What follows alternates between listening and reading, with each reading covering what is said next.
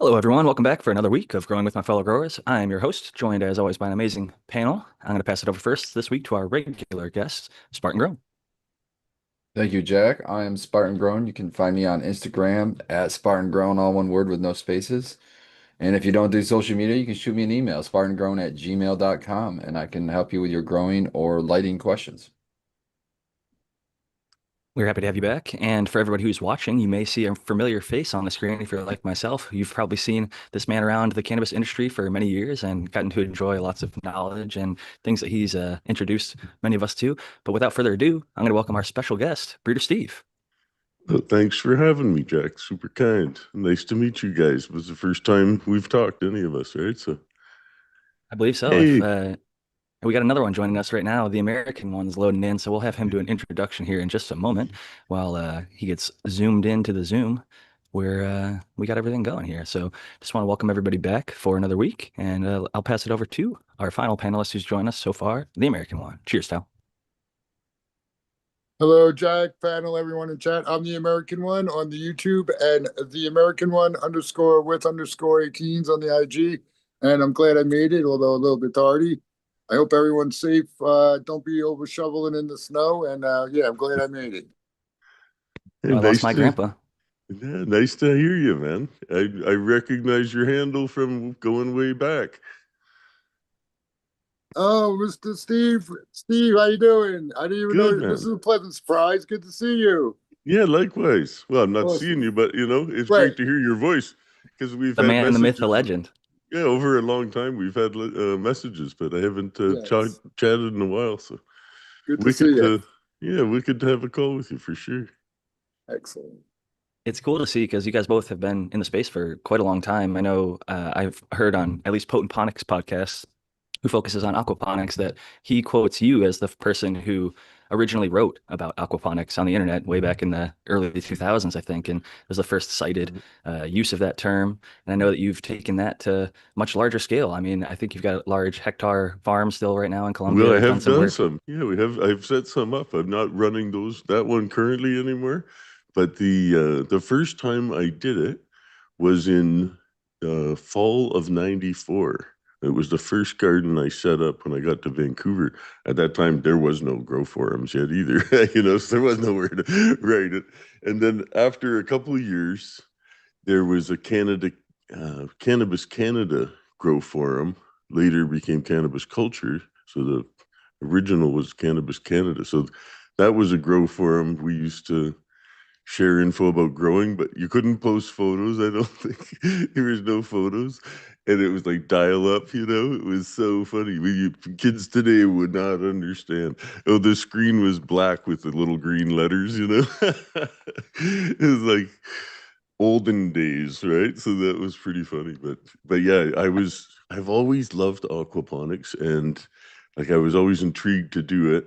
And once, because I'd seen it with other plants, or at least pictures and stories about it, but I thought, oh, I got to try growing grass this way. And the conventional wisdom kind of in the grow books, that if they even mentioned it, was, oh, it's probably just good for growing lettuce and leafy stuff, but you'd never get enough in there to feed a plant, to really finish fully.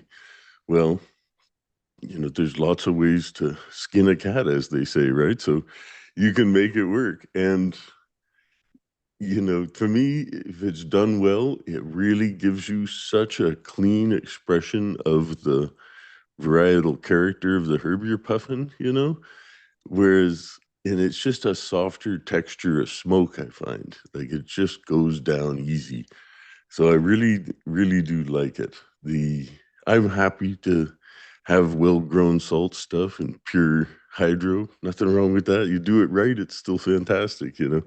But my preference, and especially as it go to scale, I love to do it large. So I've set up, 6 million liter reservoirs that you could jet ski in, like really, and stock them with fish and turtles and flamingos and crocodiles and you name it. So it's hilarious and it's fun.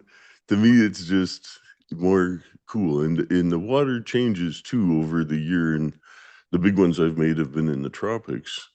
from 17 degrees north for one to 3.5 degrees north on another one. But you see also with the well water, I think the carbamates change. But in the rainy season, all of that surface water, like ponds and streams and that, gets quite clear because there's such an abundance of water. In the dry season, it gets really sluggish and it's green like a shamrock shake. But if you can get that onto your plants, man, the fields light up, you know. You don't really need to worry about feeding them anything else if you've got a rich enough pond to soak them because that the soil just comes to life. Anyway, I just love the mystical nature of it, really, but also It made the end sense to me. result. Yeah. If you look at like some of the best trees and plants and stuff, they're growing by really active streams and things that have wildlife that are, eating, procreating, being eaten and depositing all sorts of stuff in the water that can be uptaken over by the soil, by the roots of the plants that are growing nearby.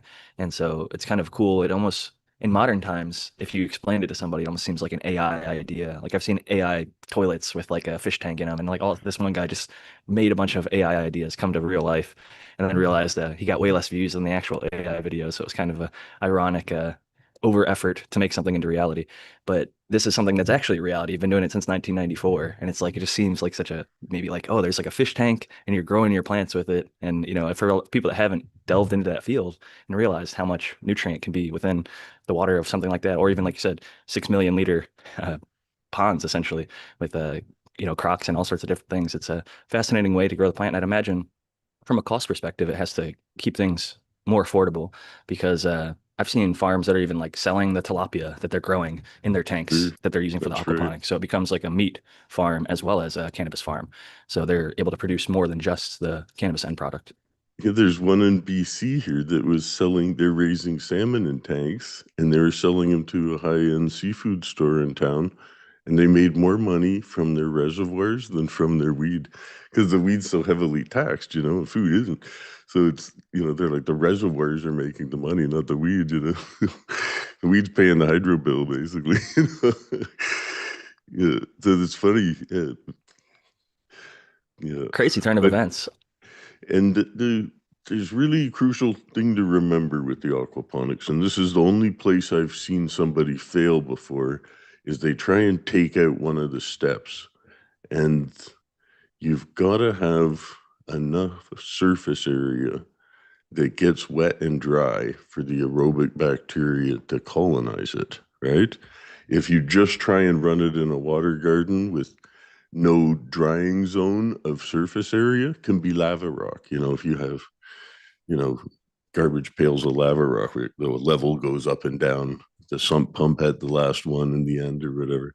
And that rock, if it dries out for 20 minutes before it gets flooded again, then it grows the aerobic bacteria you need to break down the waste, which starts out as ammonia, and then nitrosomonas convert that to nitrite, still pretty toxic to the fish and less available to the plant. But then you have nitrobacter break that down into the nitrate, which is then readily available to the plants. So and it's also the least toxic to the fish. So you need to have that zone where it goes up and down. And I call that the mother marsh because I usually just raise mothers in those, but they can be in a separate room. But the water from the flower room, the tanks hit the flower room first, the aquarium, if you're in a little one, they hit the flower room first and they drain through the mother marshes. And the levels go up and down the mother marsh with a return bucket on the end. So that's, if you try to take the mother marshes out and you just run water to the flower where you've got, in this cases, I'm thinking of, there were big tables, hollow tables with tap roots running down 4 wicks out of every 6-inch pot that would be 2 feet long. You'd have like giant fuzzy carrots growing out of the bottom, more roots under one bud than you might have in a 5-gallon pot or a 7-gallon pot, like just ridiculous. So they would be 4 foot by 4 foot spacing. There would be 32 holes, 36 holes. It'd be 6 by 6. So you'd have 6-inch pots spread out 6 by 6 in a 40. So each of those would grow a baseball bat, like really, you wouldn't even let them branch. And I would often root, especially because I like to grow narrow leaf plants. So indoors, they're better rooted on 12 hours. I don't root them on 18 or 24. I root them on 12 hours. So they're already thinking about changing over. If they're a long flowering plant, that 2 weeks really helps. And then you don't want branches on them. You just You want just that straight cola, right? you straight just leave them in 12 and don't even ever expose That's it to 18? right. Yeah, I That's like right. it. I like it. So you can grow a 12 weeker that way, but you're flipping it 2 weeks early essentially, right? So and then it just Right. stretches. It just stretches into a pole, and you got from the roots up. There's bud, because it just wants to go. By the time it starts to go, it's already turning. By the time it starts to stretch, so it just layers that bud all the way down. So they were just silly, just people would see it and just be like, that's stunt growing. And then sometimes I'd show pictures to people.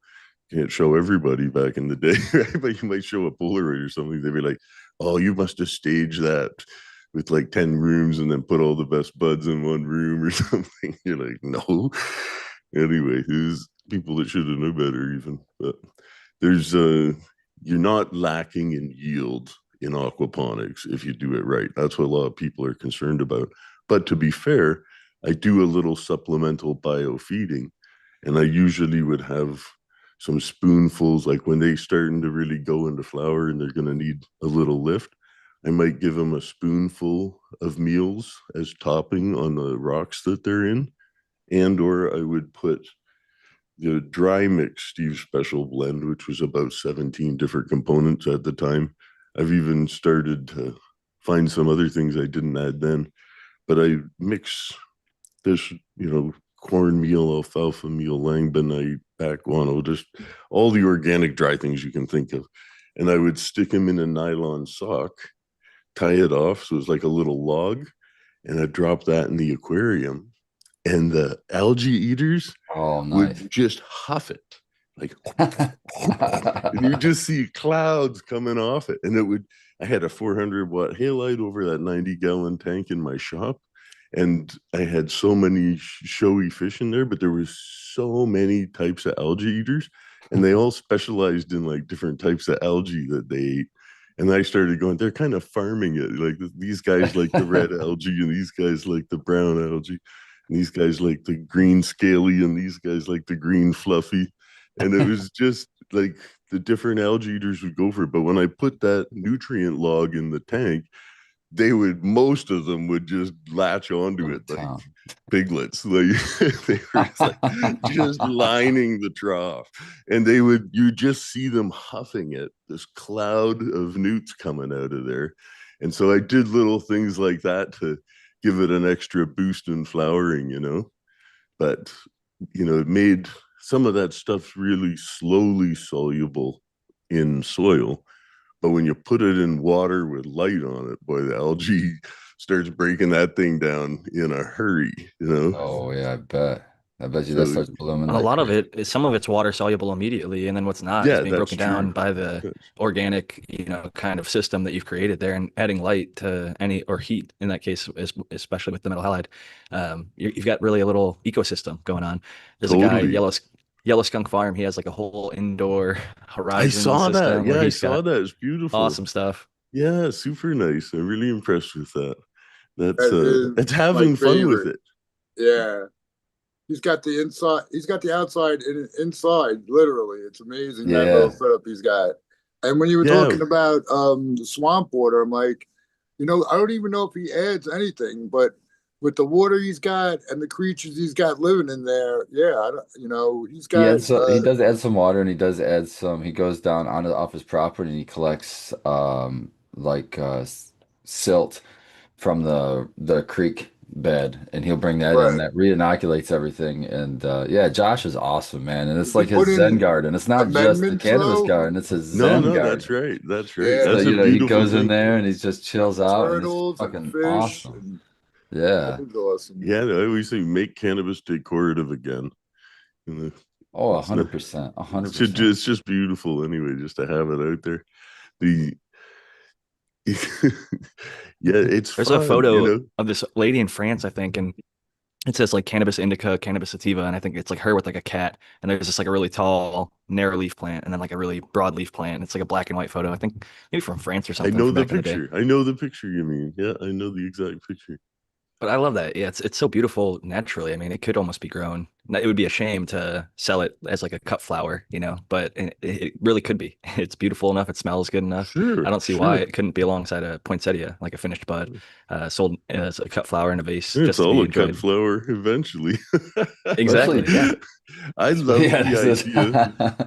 I love especially the just the idea. leaves, like the fan leaves towards the end of harvest, when you start getting all the colors in some of these Oh cultivars. yeah, You get the yeah. reds and the purples and the fades to the yellows and the golds. You could use those in a flower bouquet all day long, and they'd fit right in, no problem. Sure. Well, you know what I really envision is eventually, and this is going back to the past too, like in Nepal or other places where their culture was rich in the hills, but just planted public gardens that nobody cuts it because they get to rub it and they walk down the sidewalk, both hands, just, collect it as you walk past. It's a little But bit I of mean, charm. they should have it planted in municipal gardens or federal gardens and celebrate it as like these are our breeders made these, or these are traditional from these areas. And it should be really just I, celebrated like roses or orchids or anything else. I think you can still It's get hemp seed from Uh, what is it, Mount Vernon? George Washington had some like sweet hemp and stuff that he grew. I think Ben Franklin taxed his farmers if they didn't grow hemp. So we have a hemp history here. It's just kind of yeah. hidden in the subtext Well, well, they can of keep the hemp in the American history, culture. I think. I have to disagree, I'm Steve. with you. I think cannabis should be celebrated more than roses and flowers and more than wine. But Yeah, I think, my dream is to get so wealthy that I could have my own private helicopter with billions of seeds of high THC and just scatter them across America from the skies, every inch of America. And then whatever survives, people could just go collect and throw it into their butter and enjoy their existence. yeah, you have to hit the corn belt or the good Yeah, zones. everywhere. Yeah. Well, seeds are really coming down in price in bulk, and you can rent a helicopter. You don't have to be a billionaire to do it. Yeah, it's You going to be cost you just effective hit a couple eventually. counties, man. You'll still be awesome. They used to Before do too that, and long, they you can used to fly grow it around in a between the. drone, man. It won't even be hard. You can pilot yourself in a little drone before Yeah, too long. drone, They're right? using them to airdrop predator mites now. So I mean, why not seeds, right? Sure. You know Yeah. what? The very first High Times magazine I ever saw, there was a thing about these Dutch activists in Amsterdam, and they'd packed seeds into helium balloons for this rally and gave everybody the balloons with seeds. And it was the day the wind was forecast to be blowing to Germany, who was their main opponent on the tolerance issue. So they released all these seeds over balloons to Germany. I don't know if it was 99 red balloons or what it I was. love that. Yeah, that's a sweet thought. I like, I they like not that just a too. thought, they did it, they did it. It's Yeah. beautiful. Good sense of humor. Yeah. I've definitely seen them plant like hard to reach hectares of in reforested areas with shooting seeds into the ground, so they can do the same thing with cannabis. We just Oh, gotta get sure, hold. sure. We gotta get a hold It's of one still of those growing wild. drones. We got wild hemp in Oklahoma to different parts of Ohio, Michigan. It I grows all around believe the it. U.S. Feral, Yeah, feral hemp, some wherever call you it. get enough rain. Yeah, that's it. In the Ooh, dry lands, like in BC in the interior, you're too far north to really grow good stuff, top shelf, let's say. Unless you're doing light depth, then you can do it. But either way, the it's so dry in the mountains that if you're in the interior, the plant would never survive. It's really just, you might get 2 months of hot sun with no rain and it's toast. But I found a neat trick with going back to the swamps. I would find like swampy areas high in the mountain, and then just plant them in stumps that were in the swamp, and that wicked up enough water that they survived, and nobody saw them. They saw the ones in the ground near the swamp, but nobody saw the ones that I put in the stumps, you know? So I That's thought that awesome. was a Yeah. good strategy, you know? That's 'Cause I was, excellent. and it really, Got to get creative. it had a woodier taste, I'll say. Though, like you could tell that the plant grew out of a tree. It was still People funny used games. to hang tomatoes on them and stuff to make them not spottable by like helicopters, or even plant them inside of like a tree in the Like upper kind of sumacs and portions of it. stuff. Yeah. Somebody, speaking of tasting like wood because you grew it in a tree stump, Blaken 1137 earlier said, I always heard it's not good to plant fish in your garden because it's hard for the bones to break down. However, the Indians did it. What's your thoughts on this? And I've actually heard you speak on this in the past, but I'll pass it to you, Steve, because I know you have some Yeah, thoughts on this. I don't like fish meal. I don't like dead fish. I like fish water, you know, the sweet water that fish live in, but I don't like dead fish in the holes. And my grandma, like when and grandpa, when I used to catch fish with my grandpa, we would clean them, and grandma would get me to bury them under the raspberry bushes or under the roses. I mean, I think for that sort of stuff, sure. Like that was in sandy place at the cottage. There literally was no soil. It was just sand. So that when you did stuff like that, it really helped the little garden patch there. But if you grow weed with fish emulsion or dead fish in the hole, I can smell it and taste it, you know? I did it once and then I was like, nope. And then every time I've seen other people's, I've called them on and said, do you use fish emulsion in this? And they're always like, how did you know? Like, oh, it smells like dead fish. And it does attract vermin too. So if you're out, if you've got to worry about, you know, raccoons digging holes in your plants, it's nice to plant a vegan soil mix for outdoors, I find, because it doesn't attract, you know, the same kind of creatures. Shout out to my buddy Vegan Doja. He's been on that for like a decade plus, and he's outdoor grower, one run full season kind of guy up in the Del Norte, California area. And it actually commanded for a little while in the medical market. Veganic stuff was going for like top dollar. So people were paying more money for it. It was like you had the organic, which was like above the commercial, whatever. And then you had Mhm. the veganic, which was like the top, Right, the right. best of the best. And it's like the inputs were even, sometimes cheaper, more shelf stable. Sure. And funny enough, it grew good weed. I will say he Yeah. made some amazing hash and I grew haven't good tried flower. theirs. I made Steve's Special Blend dry mix in the 90s, and then for outdoors, I came out with a vegan edition of it. So I did have the vegan dry mix, and you just had to increase some of the vegan type products because you're taking out some of the animal byproducts, you know. A So lot of that animal byproduct is rich in like nitrogen, whether it's like blood meal or other things like that. yeah, It's easier to get it sometimes from the animal source, but like you're saying, if you just updose on the vegan source, you can accommodate for that in your overall recipe and yeah, you can nutrient element balance it ratio. out. You I've can also balance. seen in the salt side of things, I had a guy who ran a nutrient line and he pushed like 20, he probably followed the actual nutrient recommendations from the bottles. And so all of his stuff, whether it was Blue Dream or Cherry Pie, kind of had a little subtext of like whatever nutrients he was feeding it, you could taste it across the whole thing. It Always, was like sort of a sweetness in every single one of his they strains. get a It didn't matter what signature. strain it was. Yeah, whatever way you Yeah. grow it gives it a signature taste, you know. So in the aquaponics, I call it merware, you know, rather than terroir. And you build your soil up, and the I love that. you know the merware, yeah, and that's. But some people totally screw it. I've had one guy I remember he used to work manufacturing in my plant where we were building the systems, and he had one set up at home, but he wasn't really that on it. And he would overfeed it. So you'd have like pellets floating around in the tank. So it was like pellet soup. And then whenever you feed the fish, it's better to give them, you know, raw food or live food if you can, or real food.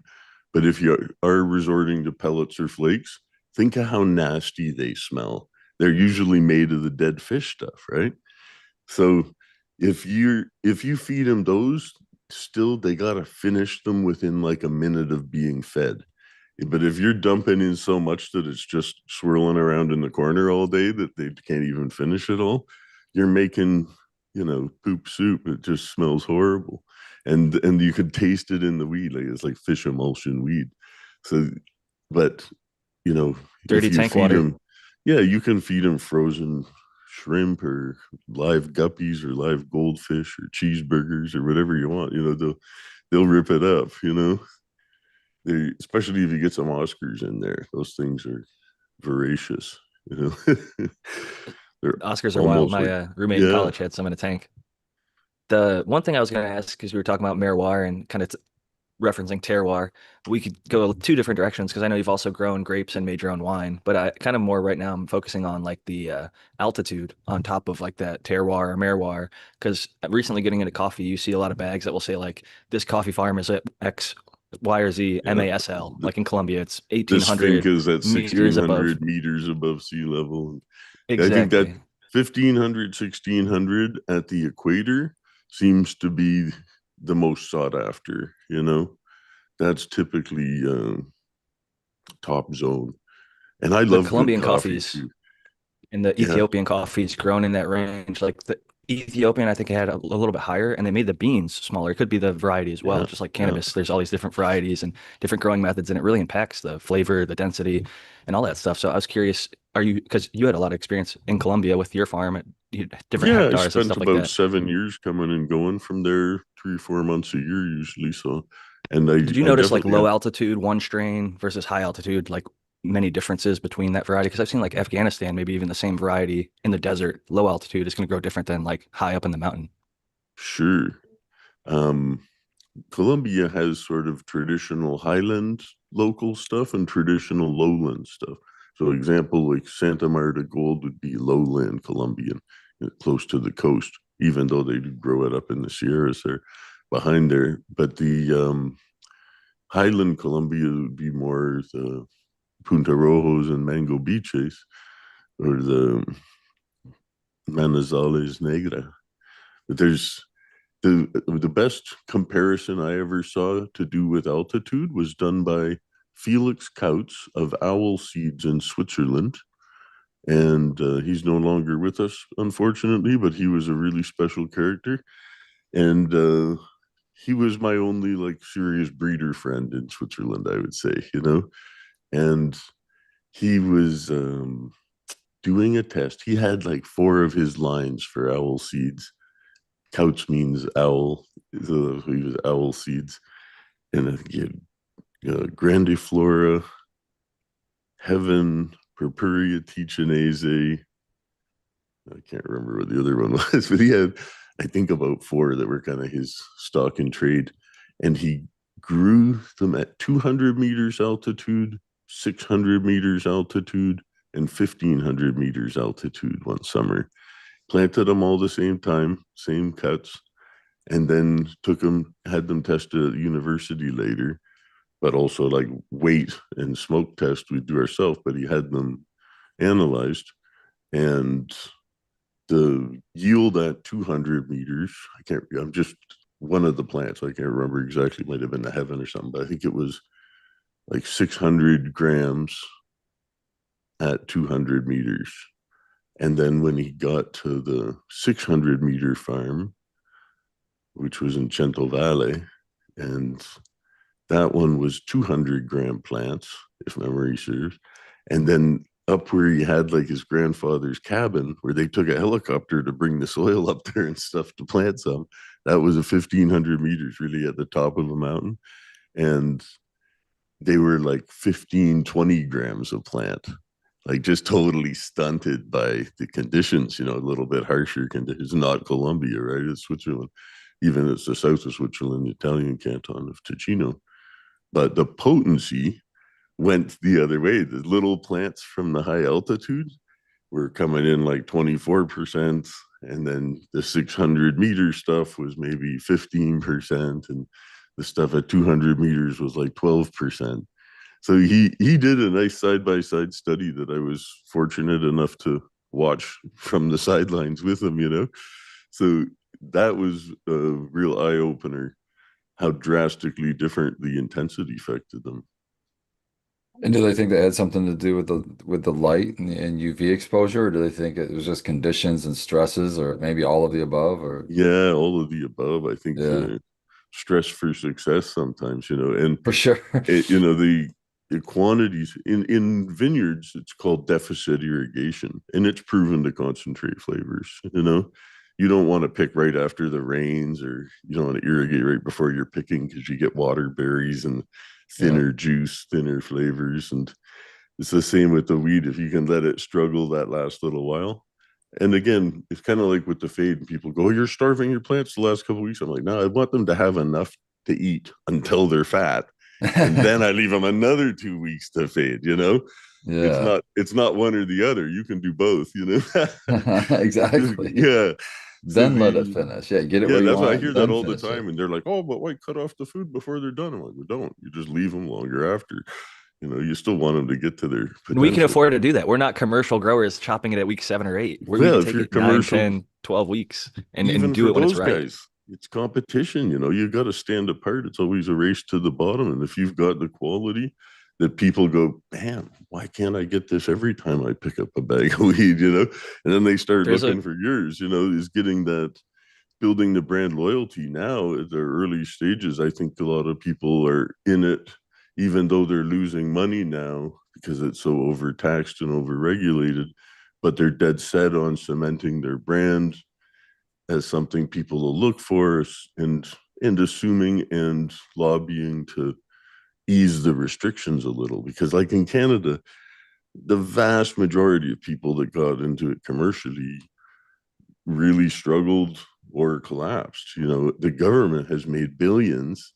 Investors, you look at it, almost any of the cannabis stocks for the Pubco ones, and if you look at the all-time, history or whatever of the stocks, which I don't do very often because I don't follow it, but they're like 95% down or 99% down from when they started. It's brutal. Like it's all these investors, so many people that, they weren't all large investors, just lots of people that were like, "Hey, pot's going to be legal. We can invest in pot." So they stick their savings in there. And it was obvious to some of us, like, these are just pump and dumps. Look at the regs. Like, nobody's going to make any money. It was obvious to some of us.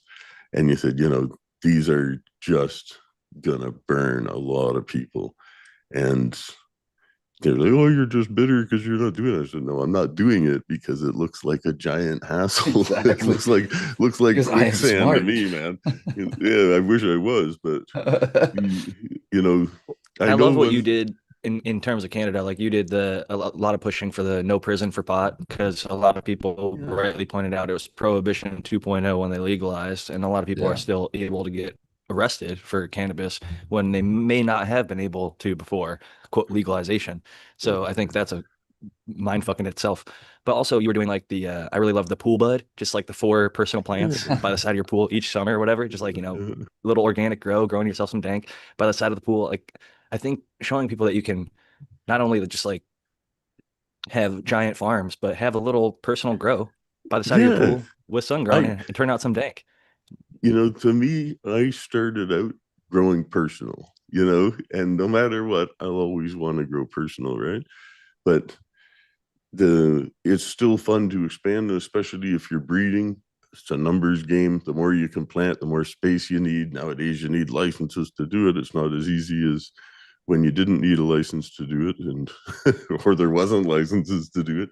But either then you knew the score. But now it's like the cost of compliance. It's death by 1,000 paper cuts, and you get into these licensed over-regulated situations, and it just sucks the life out of it. So it's nice to have fun just growing your own. And I always, since I started growing my own, and my friends would want to buy it, I say, "No, no, this ain't even going to last me 6 months. I'm not selling any of this, but I'll teach you how to do it, because you should be doing it too, and then you should teach your friends how to do it, and I'll share some seeds with you and a page of instructions and show you what I do." And so I was always on a mission to get people growing their own.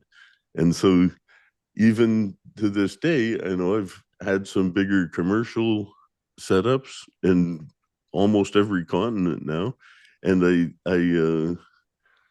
I still think it's so important to encourage people to do it their home, that you can do it low tech. You don't, like, I've just try and make a point of how little can I spend on growing these and still grow something that I enjoy. So with the pool bud, I started that like 5-6 years ago, maybe 5 years ago. I moved in here in November, so anyway, I don't know, it's 5 or 6 years now, and my Instagram's gone, so that's where I'd reference it. But it's either way. So I mixed up those pots, and the first year was two. In the second year I did it, I bought the 80-liter pots, which are those brown ones, but I had some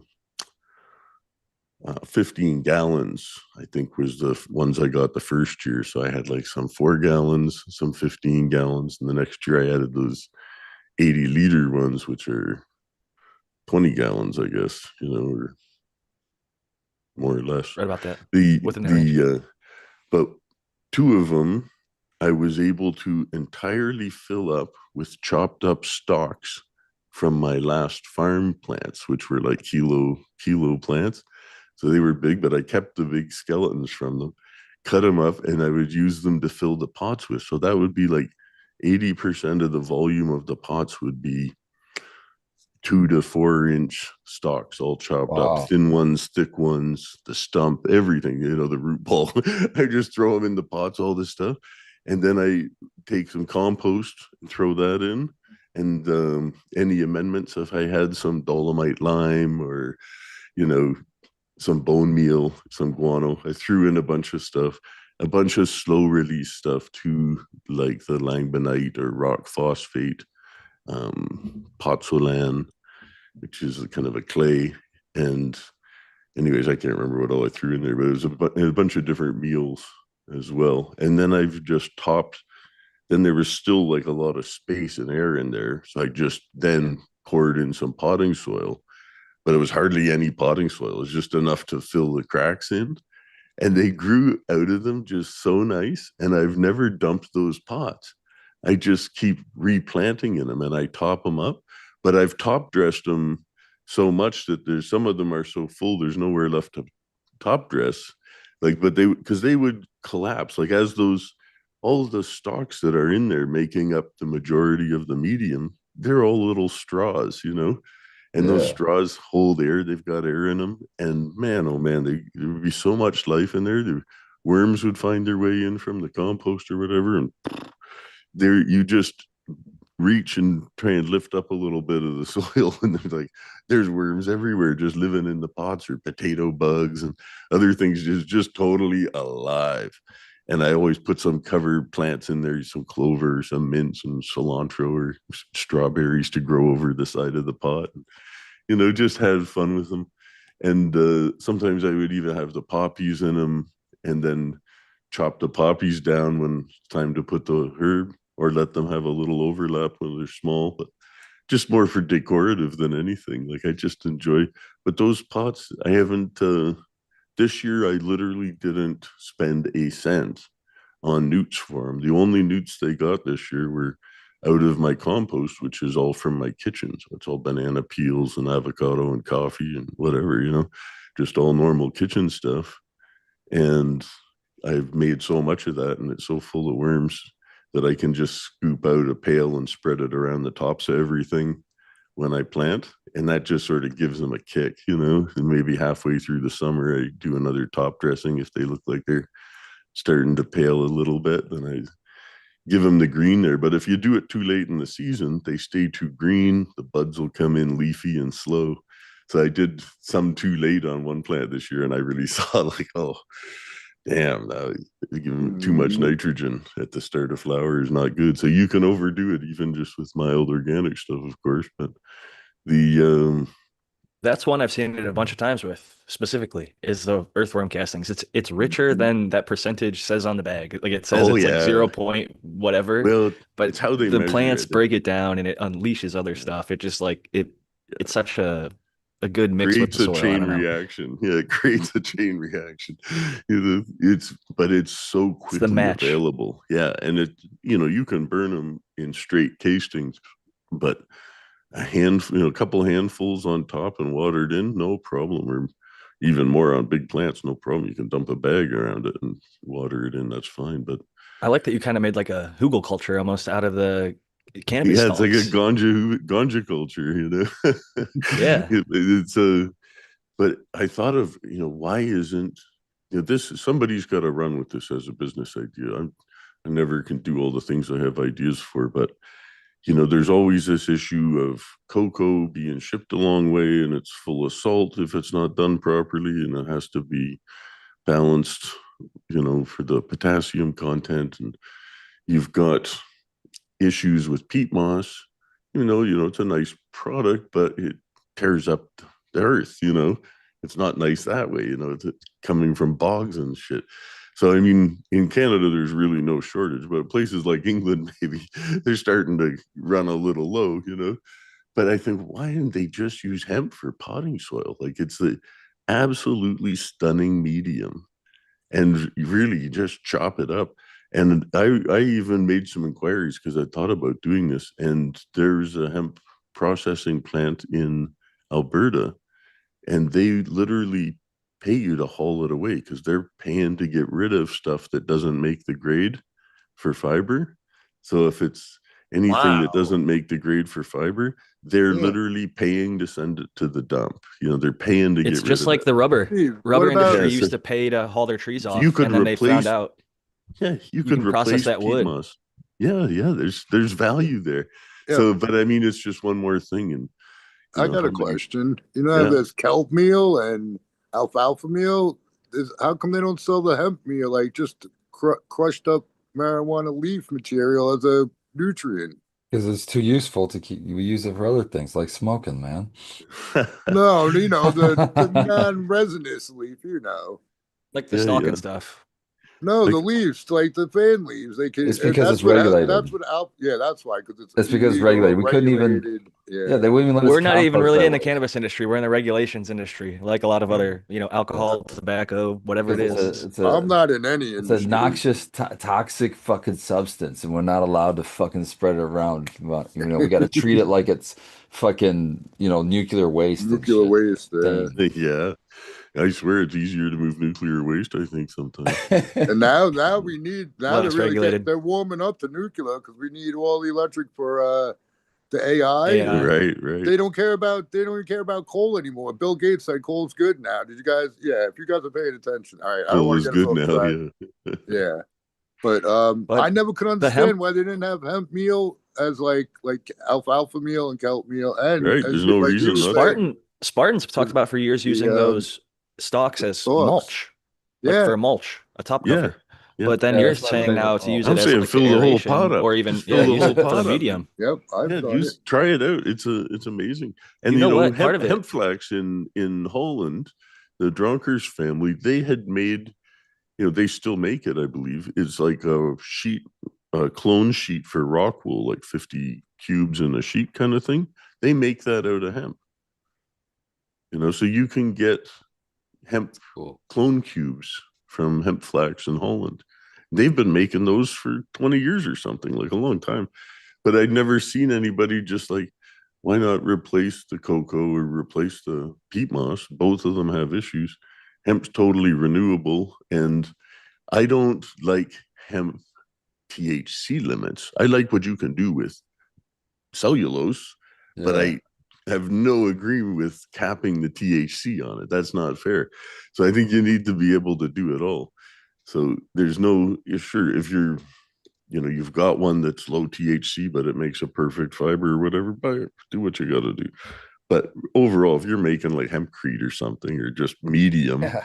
doesn't matter if that came from 0.3% or 30%, it's the same stuff, it's just cellulose, So What's great too is that it's wherever it's grown, it's remediating that soil too, right? So Yeah.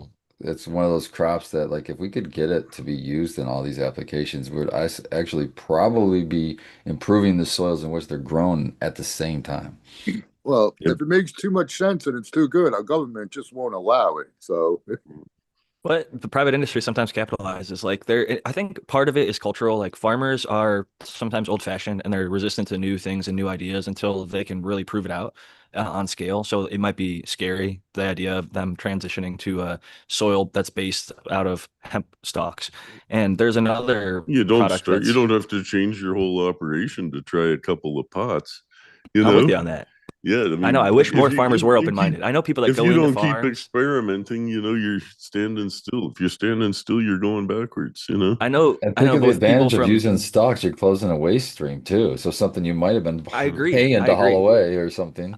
I'm just saying. I know people like Brandon Russ who are in the nutrient side of the industry. I know people like Matthew Gates who are in the IPM side of the industry. They'll be paid to come to a farm to give recommendations. They give recommendations, and then the farm just does not take them, even though they paid them for their advice. They're just going to keep doing shit the same way. well, A lot of the consulting times. can be very Some are open. frustrating. Yeah, it's all about how you communicate, but also some of them just don't want to change their ways for one reason or another. Maybe it's a cost thing, maybe it's a whatever lifestyle or whatever thing. Yeah. But yeah, pit moss is another example. They were using like cardboard and recycled paper as a answer to peat moss. Some people feel peat moss is not sustainable, like you're saying, it has its issues, just like cocoa, just like many media. So I think that using hemp in any way that we can creatively, I mean, it's been raved about for many years by many people. So I think finding more sustainable and creative ways to put it to use is always a Sure. good idea at the end of the day. It's just Yeah, hard it's to amazing. sometimes get the people to switch even a couple It's an plants. amazing species, but you know where you get them to switch is on price. When you can do it cheaper than what they're using now, they'll have a real good look at it. If it's more expensive than what they're using now, it's gotta be pretty impressive. But if it's as good or better and cost less, you'll get a lot of converts, I bet. Anyway, I'm with there's you on not, that. I'm not even just thinking growers. I mean, like people growing geraniums on their balcony, like just mainstream potting soil should be hemp, you know?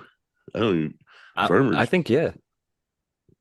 Anywhere you it's, could save people money, you were talking about earlier is like the home grower, how to grow it as cheap as possible. Our channel is literally called The Cheap Home Grow, and we're all trying to save money on inputs regardless of what we're growing. So I think it makes sense from that perspective. And I'm curious, another one for it could be large scale or small scale. I mean, feminized breeding has become popular, but you mentioned a while back on other shows you were working towards doing like sterile breeding with Parthenocarpy and Stethonocarpy and things of that nature. Have you found success with that? Have you continued with that project at all? And yeah, how's that going? I've got about 10 breeders on the program right now because I wanted to come out with a catalog with around one or 200 things at least to start. And it doesn't have to be totally enormous, but I figured if 10 of them do 10 or 20 each, we'll have a decent catalog to give it a full launch to. In the first years, I only want to license them to um, commercial producers. Then I'll release them to nursery, sell to the public. But probably for the next 2 years, we'll just be licensing them to commercial producers. We can take any cutting and make it completely infertile. It's not triploids. Everybody's first thing is, oh, they're triploids or polyploids. And I've explained this so many times, and I'm going to again. But polyploids have the potential to be stenocarpic plants, or they tend to be stenocarpic plants. And that means that they can receive pollen, but they can't usually ripen it. So they abort it as a little white pip. And you see those little seeds in seedless watermelon or seedless grapes. They got the start of a seed. And you might find the odd dark seed in the seedless watermelon, but you're going to find quite a few little white ones that are just little aborted micro seeds, right? So in a bud, that would still be unacceptable. It's not saying that triploids automatically have those. It's just saying if they get pollinated, that's what they tend to do, because that's, what polyploidy begets stenocarpic plants. Facultative parthenocarpy is the virgin fruit. Facultative parthenocarpy is what we all do. We grow sensimilla by keeping away the males, keeping away hermaphrodites, protecting them from pollen. So the way I say to remember that is we facilitate parthenocarpy. That's facultative parthenocarpy.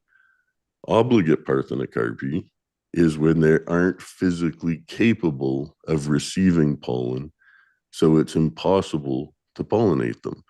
They are 100% guaranteed seedless plants. And it works on any plant that Is this we've something that's tried. just as simple as not having like a reproductive part, like a pistol or something Yeah, like it that? lacks. Okay. You know what we used to call pistols are really stigmas. I call them pistols most of my Stigma. life too, Yeah, but yeah, they're you're right. stigmas. Stigma. And the same bracts are the little green things we smoke. The calyx is like you need a microscope to see it inside the bract. Yeah, yeah. That's at the base of the stigma. You know, so we grew up with these misnomers for sure. There's been lots of them in It's cannabis. oh yeah, and I still get it It's funny wrong. though, and I always just but say you know, I think both. it's I always say stigma and pistol because there is yeah, technically a stigma in there, because the but you're people saying the don't know what you're pistols. talking about. Yeah, exactly. Yeah. So, anyways, they lack hairs. I've taken toothpicks and tried to jam pollen into the bracts. There's no way. I mean, I cannot get them to take a seed.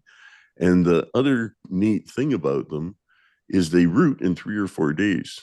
So they're sisters That's that are, cool. when I Wow. make them, I get half the seeds are fertile of the generation that I find them in. The the half the seeds are fertile females, just normal feminized females. The other half have no hairs. And those ones root in 3 or 4 days. The ones with hairs, 10 or 12 days.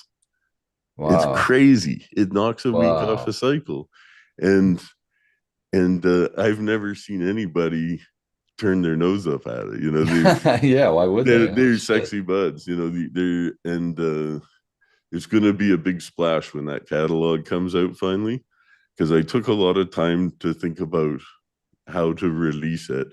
And for right or wrong, whatever I came up with was make this VeroSense trademark, then and get the contracts drawn up for breeders as collaborators to help me produce a solid catalog, you know, involving all the most popular stuff. Because for real, they're going to commercial producers. They're not going to want some obscure, oh, yeah, this is a really nice, 16 weeker that it's not Do very you have to do all the strong, but it breeding smells work? like you got.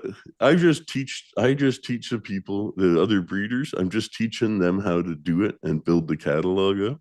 And I know some of them are going to flake out and not come through, and some of them Right. will come through. But that's why I signed up 10.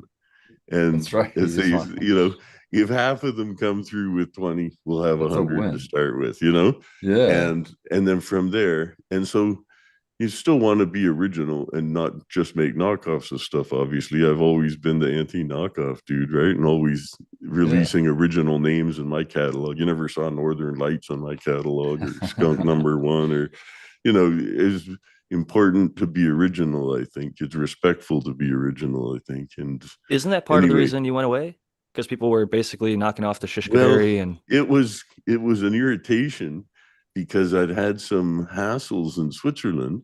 So I shut down. I moved to Spain to ride it out for a while. But in the meantime, I would see my clients start selling knockoffs that they were buying back from dudes' closets right away. And people would order shishka berry from the same seed bank that's been selling it for 5 years, and they would get sent a replacement shishka berry, or they were even, in some cases, even just printing fake spice packs and putting the seeds in them. And I said, there's just so much fuckery now.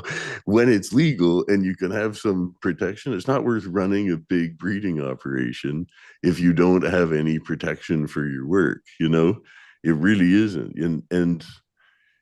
And I'm not saying that you need to patent stuff and all that, but I think that at least having legally binding contracts would be nice.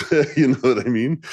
it was So completely the wild, wild west. I mean, it was yeah, complete so no I mean, I regulation. just thought, you know what? There's There's got no to be some respect. level of accountability. I feel like Rodney Dangerfield. You're like, I can't get no respect. But yeah, whatever. So it wasn't the end of the world. It wasn't all about that. It was mostly I had my first child in Switzerland, and we were planning on having a second one. And my wife wanted to go back to Canada, and we both thought, let's do something different than cannabis until it's legal again, because we'd gone to Switzerland to do it legally, and then eventually they started to make it a hassle. We said, well, fucking out of here. So When you I got kids, switched it's a gears. whole Yeah, responsibility we started to to raise a family. Say, I don't want to have to move them around in the middle of the night and leave from here or there. So you're like, you know what? Let's just do something normal, give them a normal upbringing. Eventually it's going to be legal. I'll get back into it. And that's literally what happens. So the world You have good started to foresight. catch up. Yeah, so it just seemed like time. I felt like I'd accomplished what I could with it at that point. That I said, well, I've made a dent in it, and if I switch gears and learn about something else I enjoy, like I wasn't a wine drinker when I moved to Europe, but I got into drinking wine living in Europe. And the first wine tour I went on was in Burgundy with a friend that took us over and said, "Oh, I've been going every year since I was 5 years old with my dad. I know every place." And so he took us like a guided tour of Burgundy. And that was my first wine tour. And I was like, okay, I see why people get excited about this. Some of these are real good. And we were, Oh yeah. had so many business dinners in Switzerland or business lunches, and they eat and drink very well in Switzerland. So it was always like paired tastings with 6 courses at lunch and 8 courses at dinner or something like that. Not every day, but quite frequently. So I was like getting exposed to a wide range of wine in that. And I just saw the parallel universe, of flavor, cultivating and crafting flavorful intoxicants. And I said, plus it seemed pretty chill. You ride the tractor on the farm. You always, every time I saw vineyards in Europe, I thought, I bet I could hide some weed in there. They're not looking for weed in there. Can you So imagine what that weed would be like growing in the middle of a vineyard? I want to know, man. I've done it. Yeah, I've definitely Oh, done how it. was Yeah, it? of Did it come out course. good? I'm sure. A lot of the world's biggest production of cannabis, especially in black market times, has been integrated into other agriculture, whether cornfield or sugar cane or soybeans. I knew guys that were, I knew they were friends of friends, older brothers, basically. My friends' older brothers' friends. And we used to get their weed and sell it. And but there was 3 of them, and they would grow when we were teenagers. They were growing 700 pounds of Northern Lights outside with 3 partners, and Oh, they would pay a soybean farmer 10 grand in the spring for him to let them go in. 2 guys, one guy would drive the tractor, the other 2 guys be standing behind it with the post hole diggers. And then yep, they yep. had the um, big trailer with the soil mix so they could shoot it in where the post hole. So like every 4th soybean, once they got out in the middle of the field, they were taking out like every 4th soybean and then Nice. planting them late, like the 1st of August. So Yep. they didn't get big, and the police were flying around everywhere looking in cornfields because they expect it to be 8 feet tall. Nobody's looking for 2 feet tall. So those guys harvested like 2-ounce buds That's all awesome. through these soybeans. Soybeans, you can plant. He'd give him That's 10 great. grand in the spring, and he'd give the farmer 10 grand at harvest, and he let them use the tractor, the trailer. So they, I've seen lots of stories of that with different crops, but there are people working it into, mainstream agriculture to let it blend in. Yeah, that was the move around here. The guerrilla grow was you'd find a farm field and just grow right on the outskirts of it, right on the edge of Yeah, it. So yeah. you get the I used to do overspray that. and all that shit. Yeah, you You got come to back plant to a pretty far monster. back. Yeah. Yeah. Oh no, I grew some beautiful back of the field plants back in the day for sure. And it was real cat and mouse game back then because they had no sense of humor about it. You got caught with one plant, you were having real problems, right? So it was but you're also, I always just had a righteous feeling of indignation. Like, I'll be fucked if they're gonna tell me I can't have a couple of plants, like that's stupid, you know. So but I would never take out It more was always than worth willing to risk our freedom when it was illegal. yeah. So It was, too many people today have never grown without a license. I see these people and they've got the biggest attitudes and chips on their shoulders sometimes, like, oh Oh my yeah. God, well, if you did all that, then why didn't you post videos of it? You don't What? get it. Did you You post don't get videos? Shut up. it. that's I it's tell you, called even dry snitching, and people do it these days. There are a lot of rappers will like post themselves doing crime and then get arrested shortly after, like in a music video or just on Instagram Live. It's like, why film well, yourself doing crime and post it it? was I was Stupid is as always stupid does. I was pushing my luck a little bit, being a seed guy when I was at the start, but I wasn't. My picture never went out there. I tried to keep a little bit of a low profile, but at the same time be getting exposure for what I'm doing. Like I had CNN come to my garden in Vancouver, and That's I awesome. just had them like black out my face and that, and they sat in my garden and talked to CNN. I mean, it was totally illegal. It wasn't medical, it wasn't, you That's fucking didn't have, amazing. right? So, I How much mean, were you I have a sweating at that VHS, time? quite a bit actually. I've been up on a rager all night and I was still tripping balls and I forget which dude it was, but he came with a couple of them and I was sitting out in the back. I was totally sweating. I remember I bet, was, man. and Fuck. I had 1,500 plants in my backyard Oh in shit. the city. I was halfway between downtown and the airport in Oh my Vancouver God, dude. and had like a big pool in the backyard that was empty or full of weed. And then I had weed all around the concrete deck around it. And then there was a concrete wall around the yard. We called it the compound. And it was in an area of huge homes. Like everybody kind of minded their own business. I'd say nobody cared about the smell then, apparently, huh? Well, the only time I kind of regret it, one day I went out in the fall and said, I'm gonna rub a little today because I like to rub a little every now and then, not Yeah. the only hash, but I mean you gotta have a gram of fresh chars off your hand once in a while. Oh, So I dude. went one day I went and rubbed a few because they were looking so good, and I had a nice little Affy section. Like, oh, let's go rub in the Afghanis there. And a friend was getting off a bus 3 blocks away and walking over, and they're like, as soon as I got off the bus, I could smell it. I was like, really? Fuck. It was like that was 3 blocks away. So I was like, shit, I guess I better not do that. but and that was so crazy because I was just like I was daring them, like fucking Yeah, try dude. me, try me. I had 14 lights burning in the basement at the same time, and I would still have house parties on the weekend. Like it Oh was my just not God. smart. I was not smart. I was just a bit of a wild child at that time. So I Yeah, it just but came you're back from now you're two Vancouver, my forever. first time ever, man. That I was at the Grow Up Conference. Have you ever gone to that?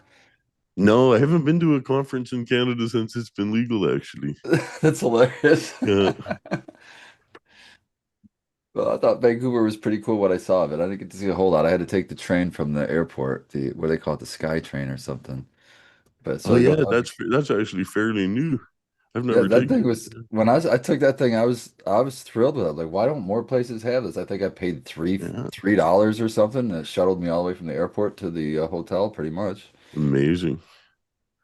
Yeah, they didn't have it when I lived there. They've built it since, um, long since. So, I mean, it's been there for a few years now. I don't know what year it opened, but I've never even seen it actually. I've never been on it. But Now, Oh, Steve, this might be off the subject a little, but you shielded your kids from the wildlife of cannabis growing when they were younger. Are any of them in the field today? no, they started puffing at super young age themselves, even trying to like hide it from mom and dad. And it's Or not dip like into your we were stash without stressing you to it. knowing. Well, at first, no, at first they were just getting it from their friends. And then when it finally it came up like that, they're puffing, I was just laughing, just like, just there's a jar of clean stuff in there. Help yourself. So I would leave them something out. But yeah, they got that. It's like when you put the cookies at the top shelf and they hurt themselves going to get it. I just let them have it till they get sick and then they don't want it anymore. So it's so funny is none of them puff anymore. Wow. Yeah, they puffed from the times they were like 11 to 17 or 11 to 16, and then they stopped. And I didn't start them on it, but they Right. started themselves, and I was like, well, if you're gonna smoke some sketchy shit here, have some clean dads. I you know? started that age, but never stopped. Yeah, I mean, I I had a little started break. probably 14 or 15 and never stopped. Yeah, I was at 16, a little bit past, but I'm upset that my parents had such a negative view of cannabis, knowing it would have helped them a lot in their ails. And like they were so brainwashed, they wouldn't even, my mother wouldn't use it as a topical. So that like irks me that they were brainwashed to that extent that Yeah, they that's thought it sad. was that bad. Yeah. That's sad. I'm glad my mom's finally opened up. She's like afraid to fly, and she took a gummy before. And she's texting me and my wife, who works in the commercial industry in California. Like, how much of this should I take? Is this a good one? Can I And get we're more? breaking it down for trying to help her get the best experience. She used to be against it, Super. like, oh, I smoked it in college, it Yeah, made me same, paranoid. same. And so now she's on board. So it's good to see that people are open-minded, willing to change. I've seen people in a lot of different age brackets use it. I feel like topicals are actually sometimes a really good way to bridge that gap for those people. But going back a little bit, I'm curious, Steve, if you, because you talked about going and having a great wine tour. I think that you've also mentioned in other shows that you actually got into growing your own wine as well. And you mentioned a little bit earlier growing it. What did you notice kind of, I've even just getting into coffee recently, knowing that there's a lot of different varieties out there, just like cannabis, one strain versus another strain, or one variety versus another variety. There's a lot of difference. And within growing your own wine, is there any kind of, you talked a little bit about the drought stress late in harvest to up the quality. Is there any other things that you noticed, like crossover wise, between cannabis and growing wine or growing Yeah, grapes for yeah. wine? So many. I actually just did a podcast that I released a week or two ago called Wine and Cannabis, a Parallel Universe. You have to check that out. But I That's sweet. definitely laid it out for at least an hour there, I think, more or less. But like you did, even when you think of different grape varieties like Pinot Noir, within that there's clones. So you have different numbers of Pinot Noir. There's a Pinot Noir 666, and then you can have them grafted on different rootstocks, which may give a different effect as well. Um, so I've And where started, it's grown too. Like yeah, of Pinot's course, my where favorite. it's And grown. Sonoma Coast or whatever, it's like high altitude, a little bit of foggy mistiness. It's like not the best for yield, but it yields a great quality. Yeah, So there's a those big friend of trade-offs. mine, a friend of mine from who was one of my wine gurus as well. He's Cremo Soulier, actually was his name. I haven't talked to him in a couple of years now, for sure. I don't know, 5 or 6 years, but he lives in Napa. He's a famous winemaker in Napa. He he got his master's, I think, in enology from the University of Bordeaux in 71. So I mean, he just knew so much about making wine and his whole life into it. And I was buying barrels from him because he represented one of the top French cooperages, and I was buying top French barrels for my premium wines. And so he came the first time to visit, and he said when he got out in the parking lot and he was friendly and he came in, we are chatting, and he said he ended up staying like 8 hours, and just having a riot and because he couldn't believe it. A hash, he's from Algeria originally, so he's from California. He smoked grass all the time. He saw that I was a serious hash smoker at 3 or 4 types of very high grade hash I'd made, and he's like, "Oh wow!" And then the wine when he's trying, because he says, "Oh, anybody that buys barrels from me, I come by and give them like complimentary consulting and go and do a tasting with them and stuff." So he said, I 8 hours later, when he was all wasted, he was like, "Dude, when I got out of my car, I'm like, oh no, another little garage winery. I'll just try and get in and out of there as fast as I can." Because he's like, usually my expectations are pretty low for the small guys at first. But he was blown away because everything I had was so carefully cared for. And really, I'd cherry picked the fruit across the valley for. I even had 30-year-old vines of Pinot for some of the grapes that I had, and I put them in matrices of his barrels. So we'd see this, maybe 3 different Merlots from Oh, different that's cool. vineyards, but That was put probably just across. cool for him to see that. Yeah, it was. So he saw it. Yeah. I'd got like 36 barrels or something from him, which was a sizable order for a little place, especially. Lots of them buy 4 or 8 or something, right? So he was blown away because I had all this new oak, all this super premium wine happening in it. And he stayed and tasted every barrel, and we stepped out and smoked hash. And he was like, "I got to crash on your couch for a while before I can leave." Yeah. But we just ended up Whoa, having a the great potency time. of this is so And great. yeah, and Got he that ended up, crossfade going. he would come up pretty frequently from Napa here. And then he bought a little piece of land and planted a 2 acre, 2.5 acre vineyard. I think it was pretty small, all contoured, really cute. And he had 3 Pinot Noir clones, And then he did the same thing with a matrix of barrels. I think he had 12 barrels. So there's like 4 different barrels of each clone. So you could go and try them out of the same barrel and taste the difference between the clones. How cool It is was that to see really him just fun. take Yeah. that and run with it? That's fucking Yeah. sweet, man. But when you put them back together, you're starting to layer in, because this one might have been a little bit more like molasses and that one smelled more like brown sugar. Yeah. They've all got different characters. Depends on the wood and the toast levels and all that. But that's kind And of a that's like, curing thing. And I've seen it now, people doing like cedar lined curing rooms and stuff on Instagram. And I was like, yeah, they're curing in wood. It's not unheard of, but there's a million things that are similar in it. And one of the things, you go to hash making, is is particle filtration science is hash making, right? And right. there's particle separation engineers. They do wet product, they do dry product like flour mills and stuff. You don't reinvent the wheel. This is all this stuff's been done. So like when I had guys that sell hash equipment come visit me at the winery, and I'd be like, dude, look at these filter systems. Like you could wash a ton of weed and filter it out in half an hour. It would be all stuck to these plates, just caked up bubble. That's what And they're doing now. almost, yeah, Seeing it. almost. I think they haven't even hit it. They're using the big tanks, and they're still, well, some of them are starting to collect it on more plate style rather than bags. Couldn't believe they Yeah. were running to bags still.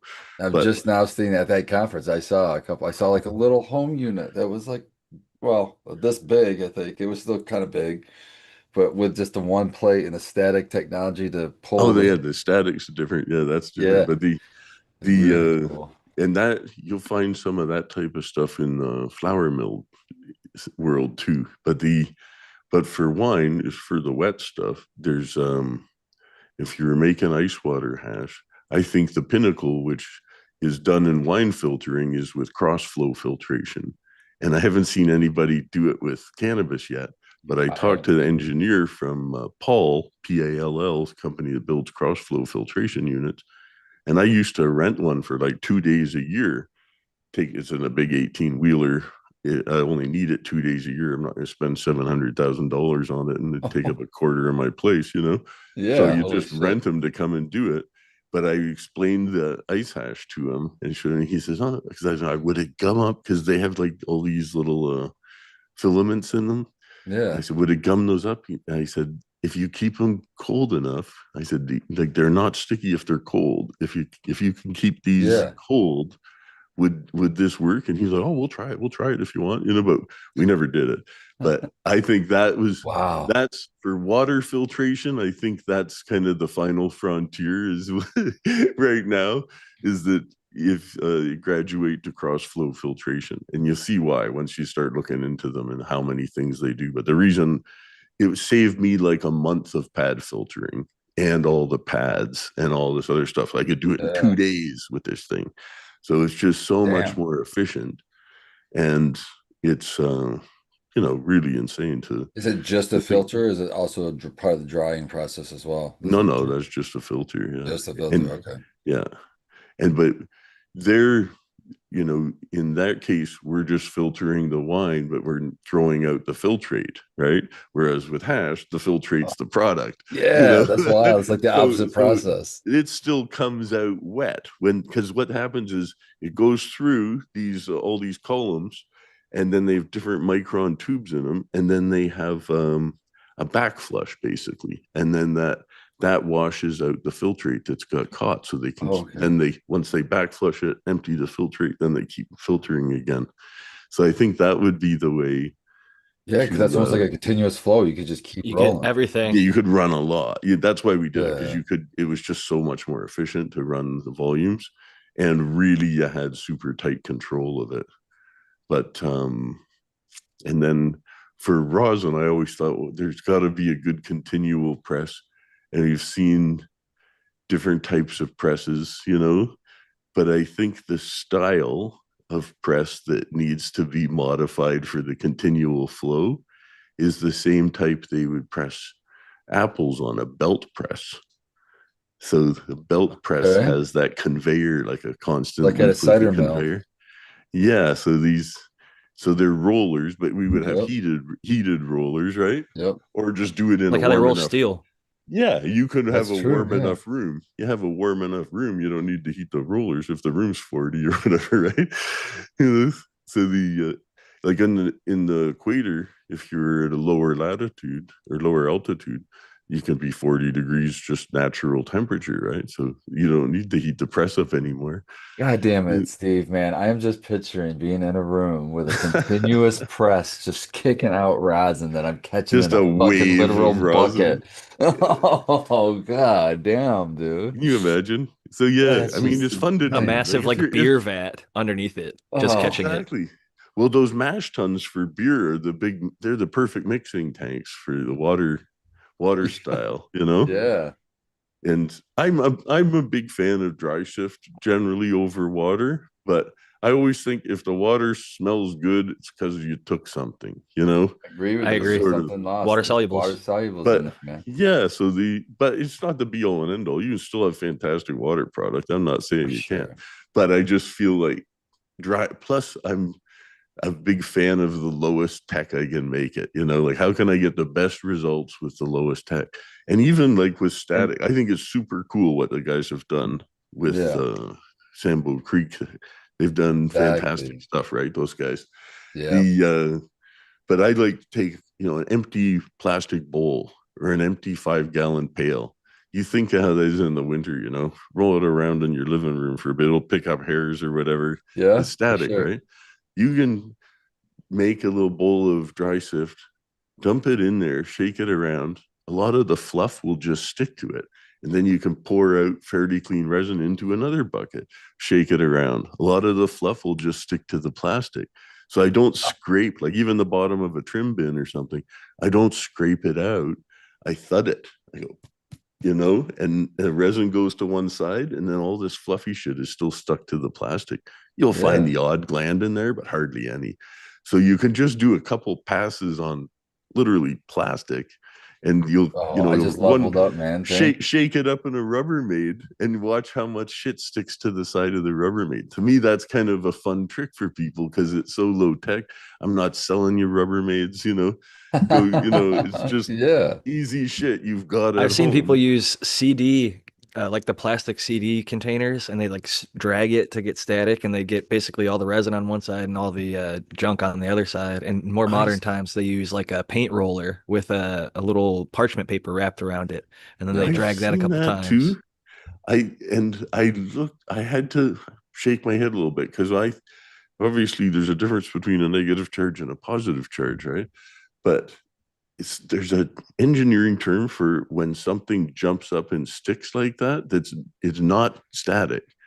There's another thing. I cannot Like a remember the friction or term. I something. was looking, yeah, some kind of like something friction or something like that, where it's popping. But when I'm using, like, if I take a balloon on my head, right, it will not pick up the oil. It won't pick up the glands because they're both negative, but like a hair or something that's positive charge, it'll jump to the balloon. So with professional system where they got the anode and diode, they're pulling them both apart. But even if you can only pull one, you can still achieve the same result, right? Because you're just left with the other one by default.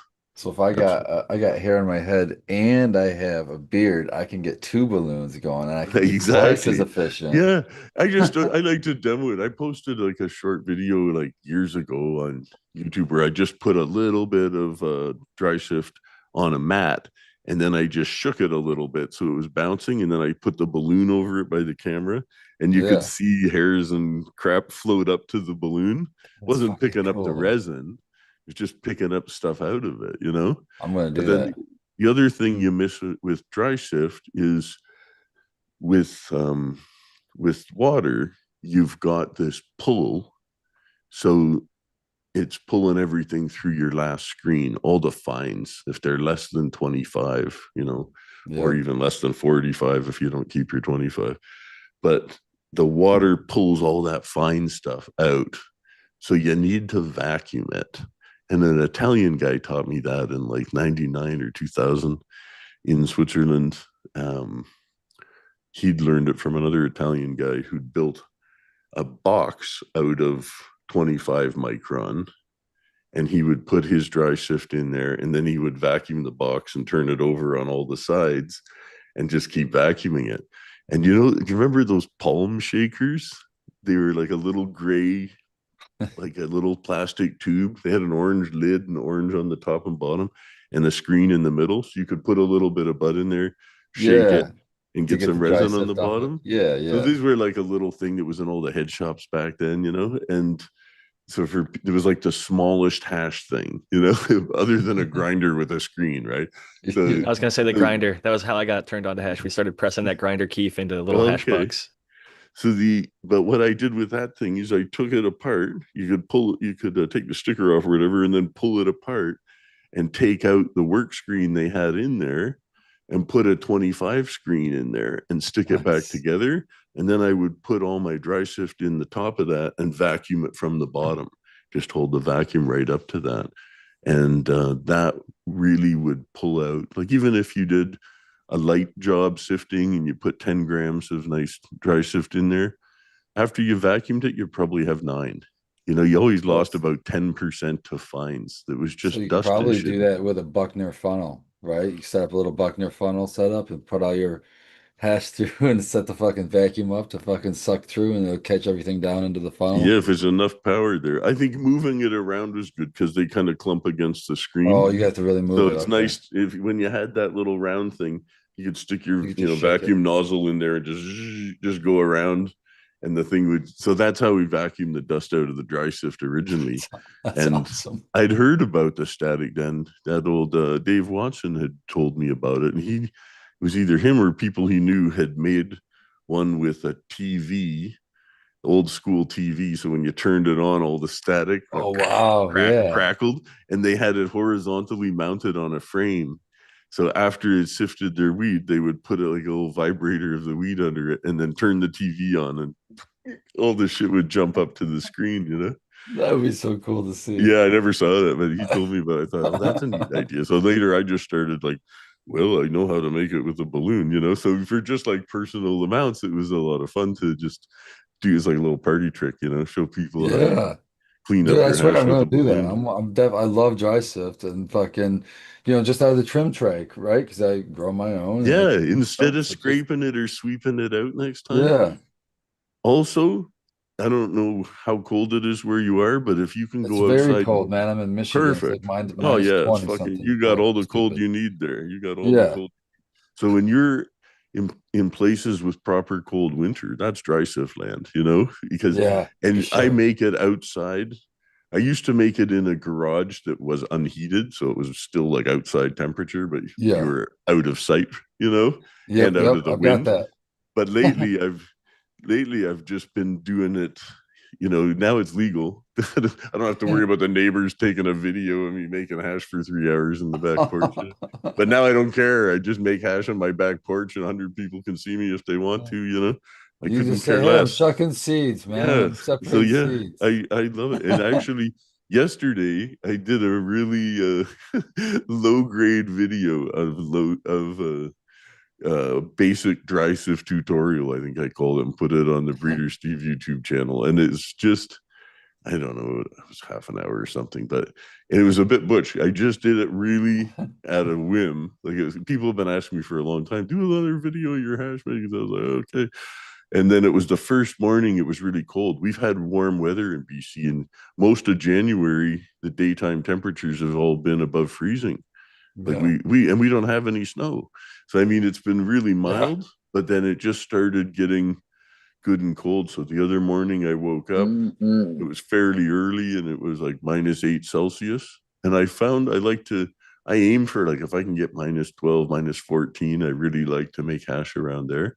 And I forget what it is in Fahrenheit, but -8 is totally doable. And especially if the plant's very dry, then it's okay. When it's But that cold, they get pretty close to each other. I think like -20 or something, they're the same. they stay and they Right. catch up. Yeah.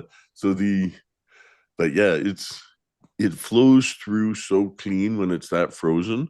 So a lot of people think their dry sift, it clumps up, it's hard to clean. if it, I always say clumping is the enemy of cleaning. If the hash starts clumping up, you can't get that fluff out. You can't get the fines out. But if Yeah. it's a light dust and it's not clumped, so even the little bit I made yesterday, I haven't brought it inside. It's still sitting outside because I want to clean it somewhere. I didn't totally, do a perfect job cleaning it. I just did sort of a little demo of here, get the idea. This is how I'm doing it. And I didn't have the little circular thing for the palm maker for doing the vacuuming. And I've destroyed some bags using old 25 micron 5-gallon bags. I'd fill them with powder, but then you're putting the vacuum on it until you rip holes in it. But I mean, I did a lot of dry sift, just filling up bag sets and shaking the bag sets, but you beat up the bags doing that, like slapping the side of the bag with a stick or whatever. But either way, it comes out great dry. But even just with that single screen, it's like a 150 in the trim bin, as long as you do at least one static pass and preferably a few, like if you keep going, you can get it, pull it more and more polished. I'm gonna do a dab and I'll be high and then I'll be focused in on it and I'm gonna be like, yeah, you'll 4 zone passes. In. It's fun, and it's just so low tech to just pour it in plastic containers and pour it into another plastic container and move It's like sifting for gold, though. I love it. Yeah, but it really does polish it up. So low tech, and the one thing I tell people to watch for is if you're working outside with your cold hash, and it's fine to do your vacuuming out there. Static is weak in the cold. So the colder it is, the harder it is for static to work. So it's nice to do the static part at room temperature. Don't bring the hash in open because it'll suck up all the condensation and start clumping, Oh yeah, going from the cold you to want the it warm. to you want it to stay dry. So close it up, put it in the fridge, and then when you're ready to do your static game, take it out, let it come to room temperature before you open it, because you don't want it to start getting moist and clump, Cool. And Thank you. yeah, it's just terrible. You can definitely Seems like a lot less elbow grease than bubble hash picking up those bags. Like if you're doing it at home, like little washing machine or you hand have to paddling put and then drains pouring, and lifting bags. You have to put drains in bags because lifting bags just sucks, It's And then you have to sucks. worry about drying it, man. Yeah, I was just gonna say that's my favorite thing about dry hash is the minute you make it, it's ready. You can put it in a pipe and hit it. It's totally ready. I mean, you can. A lot of people say, "Oh, it's wrong to smoke hash the day you make it. You got to let it age for 3 years. Hey, whatever you like, But if you want to hit it fresh that day, the minute you scoop it out, you can pinch it, and you can't. If you've done a good vacuum and you haven't beat it up on the sifting act itself, if you've been fairly gentle there, and you've done the vacuum and you've done some static, you can't touch the hash with your bare hands. It just melts on your fingers. Yeah. So I even got in the habit of backing off sometimes, and I might just sift it well, thud it out of the thing, which leaves a bunch of crap stuck to the plastic, but I might not even bother vacuuming it. If I want to just make a ball of hash to roll joints with or something, I don't need it to be absolute melt, Right. It's almost not as good sometimes as joint hash. I call joint, like, it's good if you're hitting it pure or if you're squishing it. Like if you're squishing it, doing the vacuum's integral, because let's say if you want to squish it in a 45 micron, you better vacuum out all the shit that's under 45 first. Yeah. Get all that fine dust out. I didn't do it on the video yesterday because I just didn't bother. I just used some dirty old pressing screens that I saw. But I have rosin bags down here that I've stuck them in the bags before. So just pour all the dry sift into the rosin bag and vacuum that, Oh, Why cool. not? Yeah, you vacuum the dry That's a sift great idea. That before should be you done. squish That it. should be just the SOP. That should always be done. Like these are super simple SOPs that everybody can integrate at home or at work. But vacuum the dust out of your sift before you press it. It'll be cleaner. It's not rocket science. It's pretty straightforward. Yeah. What you Yeah, were it's talking about, the static sift, or how it melts on your fingers, I would take advantage of that once I cleaned it to basically like 99% just resin. I'd put it on parchment with like a little spoon, and then I'd put the parchment basically like a taco, and just my finger heat and pressure was enough to press a little flag to do a dab of. And it's just oh, perfect little perfect, puff coat. Super perfect. clean, Oh, melts in if you basically can nothing. make dab worthy dry sift, you're laughing, you know. Yeah, Oh, But it's yeah, you good know, life. that's the goal. dab worthy hash, period. Whether it's wet or dry, I don't care. It's so cool when you have dab worthy hash. Yeah. That's super cool. And It's worth the effort for sure. yeah, I'm you know, glad you're sharing the tech. there's so much for hash. The same with the wine. Like you've got such a wide range of wines, from sweet wines to dry wines to sparkling wines to fortified wine. Some people hate this or that, you know. Some people say I can't drink a dry Chardonnay or a sweet Riesling, or other people live for it. You know, there's no right or wrong. It's just whatever your personal preference is. So I know lots of the younger generation particularly turn their nose up at some of the traditional method hash. I think it's kind of their loss, but it's just personal preference. I really Yeah. get a kick out of 3-year-old chars. You know, some people are like, "Oh my god, it touched somebody's hands." Like, oh, for My fuck's sake. favorite stuff's a temple ball, like If rolled it's into a they're Darth-like not. It's ball. yeah, hand rubbed hash is not all created equal, and Right. the best I've ever made, I have a technique I call ghosting. So when you see videos of the guys doing that, that is not what I do. You know, I just have, super resinous plants in the tropical sun, and the fans are resinous. Like, I mean, there's just so, and I just take my hands and go around the plant like I'm, silhouetting it almost, but I don't Yeah. squish it. I don't pick up hairs on my So you're A hands. I just don't, picking up the Reiki fan. You're healing. just picking up off the fan leaves. I yeah, like it. even I'll go down beside the bud, but I'm not Yeah. squishing the bud, I'll just kind of just down the Caressing sugar it. leaves, and it takes about 45 minutes, and I've got big hands, and I'll get these black, but it takes me a good 45 minutes to get them black. God, I bet you that Then it smells so takes me fucking good. 45 minutes to get it off my hand. But Yeah. if I've got any, skin peeling or something, Yeah. I just won't do it. I'll only do it if my hand's really, really clean. See right there's like a little bit of skin peeling just to gross out all your You viewers. get blisters, But Steve. You yeah, get I blisters. won't. If I've got like a little bit of flaky skin there, I won't do it. But mostly my hand's pretty clean. This one totally clean. And In Yeah. Afghanistan, they used to have a naked woman walk through the fields just to collect Well, resin not when everybody's got a they feel naked it woman off to the hanging fur. around, They Jack. didn't Come say on. necessarily a woman either, though, Jack. But Whatever they could get. that's scary. but Yeah. dude, Did you people ever, would say to me, did you ever? "Oh, you're getting the skin cells off your hand," but I swear I'm not, because there's still like a laminated sheen on my hand from all the terps and everything. Like my hand has an oiled, greasy layer by the That's time I awesome. pull the hash off. I know I'm not lifting a bunch of multi-layers. skin up, because there's Onion of already hash. there's still something left there on my hand. But anyway, it doesn't bother me. I mean, Wonder but what the medicinal of that is. You probably don't suffer any kind of fucking oh, arthritic pain or anything, do you, it in your is hands? absolute beautiful thing to do, and to me it's like a spiritual thing. Like I have to For do it sure. if I can get a good field of proper stuff. I have to go ghost a piece now and then, and I like it. I get about 5 grams, like a little half a tola almost, but it takes me an hour and a half. But And that's the best. so good. But I had a friend, he was adamant about going. It was my partner's son actually in Switzerland, and he used to go to Malana and then hike a few places past Malana for 3 more days or something. He would hand rub up there, and either the jungly plants, or I forget what the other one's called. They get sort of two native lines that he looks at there.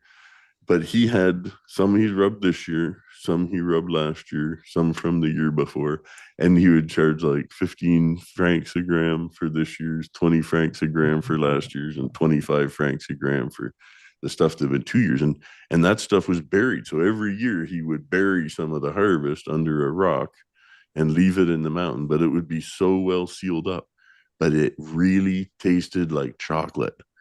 Like Oh really, yeah. really, like the longer he cured That's what it, the it American was one. That's what Tom's been looking for. He's been looking for the chocolate. so chocolatey. Like you said, We temple balls remind me of like milk chocolate, Yeah. and his was it more looked like it.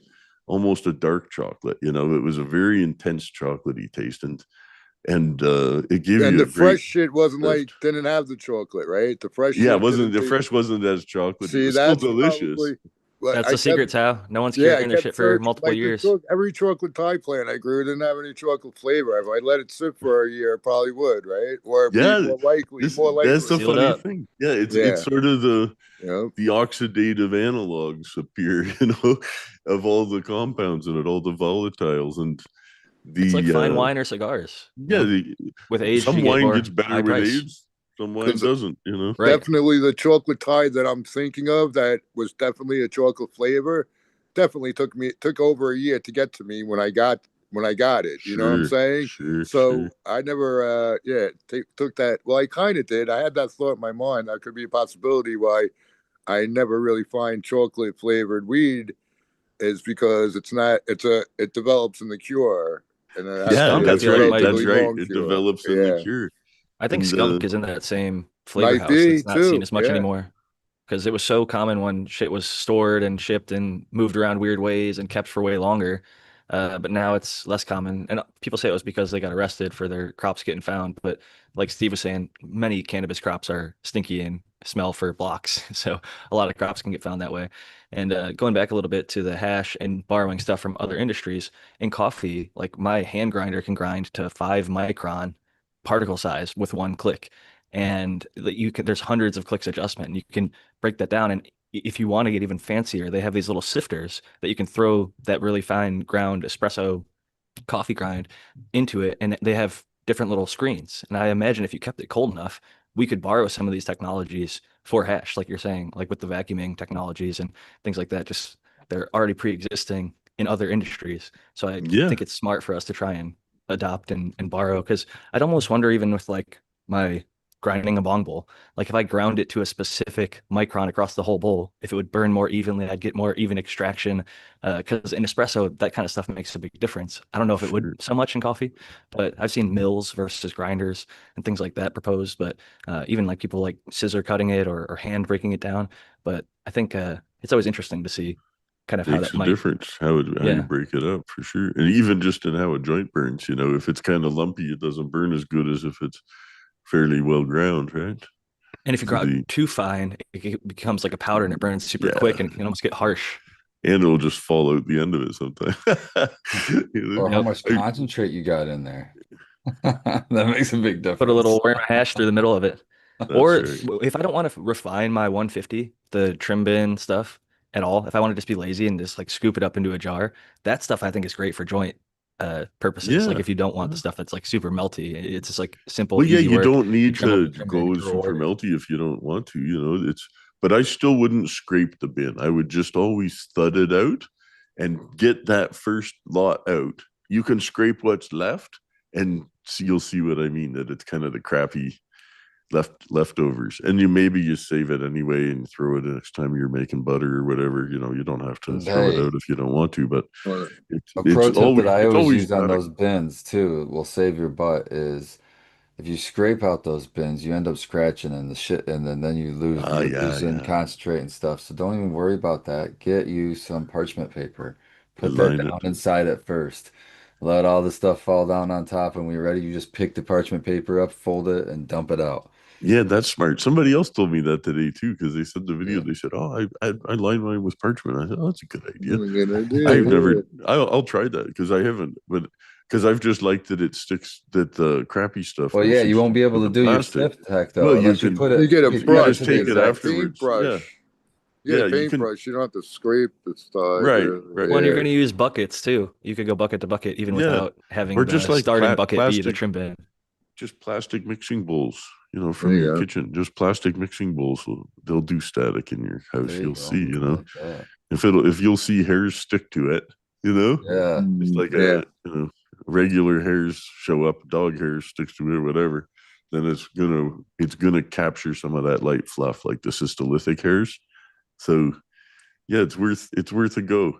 It's people will see if you take a handful of whatever dry sift and you put it into the plastic bowl and then tip it into another plastic bowl and swirl it around. You'll see, it. If the bowls are really warm, it's gonna stick to it. So you don't want it to be warm because you will get hash lost that will just stick to the plastic.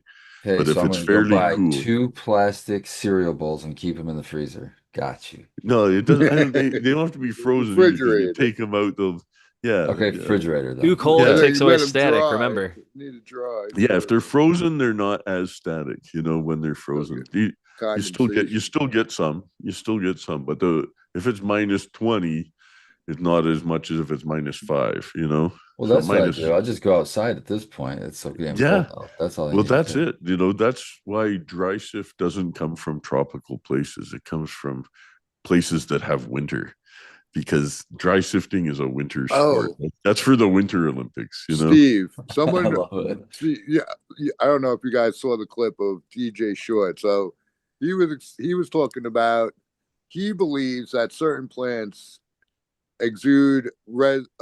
basically exude resin, exude cannabinoids out of cystolithic hairs on some plants in the tropics, and he was claiming that in like Afghanistan or in drier climates, they needed it encapsulated in the head because it wouldn't survive outside of the head and in the tropics since it's so humid and stuff.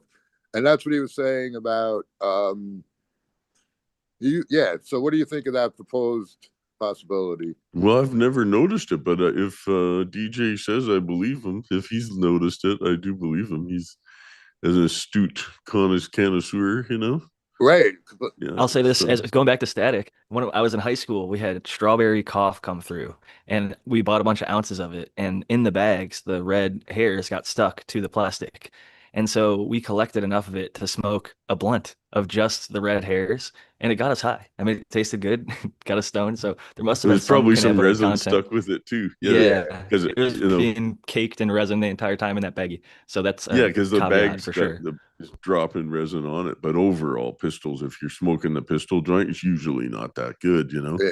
That's one of the other things I done like that. about those Verosense plants is it doesn't have any of that. To me, that's just the orange hairs are just like smoking hay Think or about that something, for hash you know? makers. Yeah, I mean that's a Yeah. pretty good dream right Yeah, there. You and don't it's have to worry one about that less at thing all. you got to worry about in your hash too.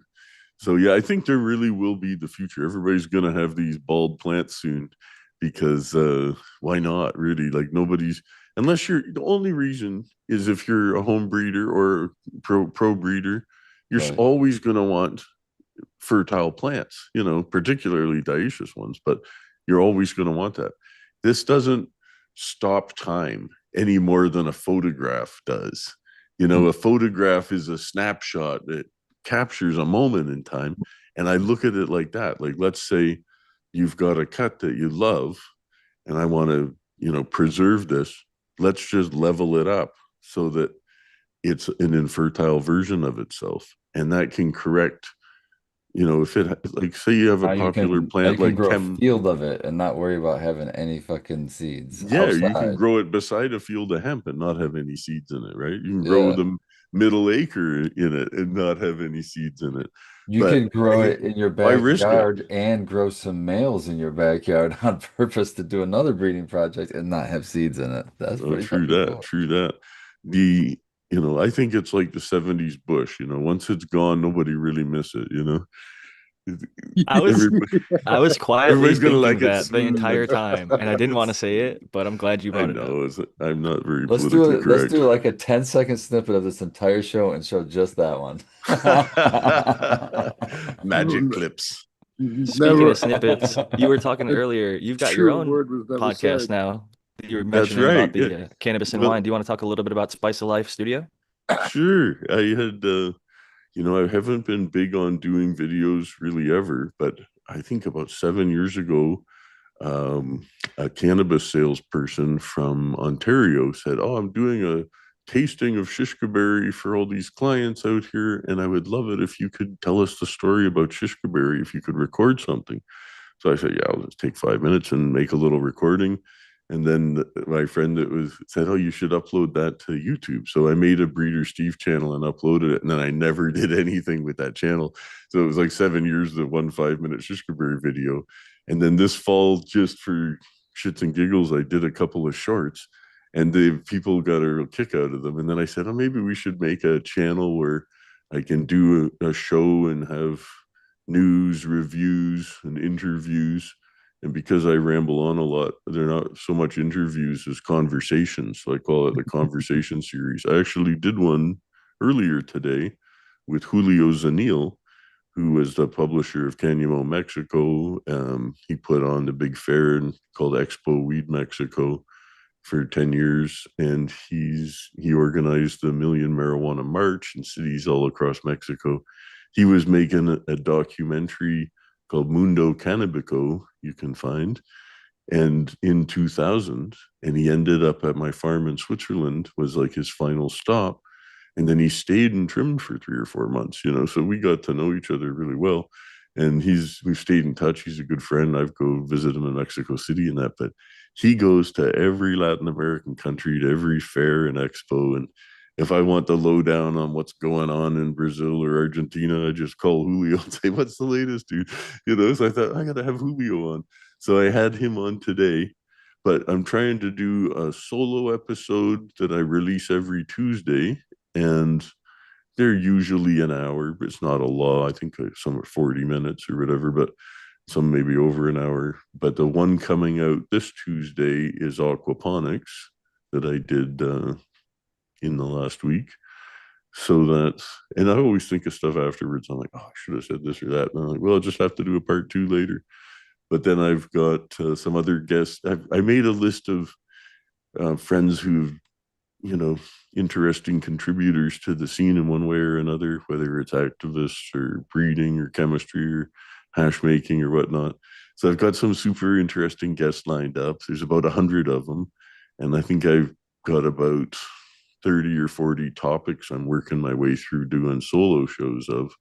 And so I haven't even started on reviews. If people wanted to start sending in stuff for me to do blind tastings of it, then whether it's homegrown or commercial, I think it would be a hoot. So I have my assistant / producer that would do the allocation concealment process. So I don't know what I'm tasting. I just have all these, coded joints to try or whatnot. And so I'll give them a good honest review. And it's so important to have blind tasting. And anyway, so that's the Spice of Life Studio channel. So that's going to be interesting. Yeah, it just started like not even 3 weeks ago, I think, or maybe 3 weeks ago, basically. Someone sent it in our group chat when we were talking about potentially asking you to come on the show, and I was excited to see it. 2 questions. One, I caught a snippet of one of those shows on the IG. You were talking about West African cannabis use maybe being the oldest. Like, you have no set belief. You have an open mind on where cannabis started and where it came from and its history, don't you? You don't totally. I don't have a set idea. I see lots of theories, and I'm like, that's plausible. That's plausible, but I don't really know. So I don't pretend to.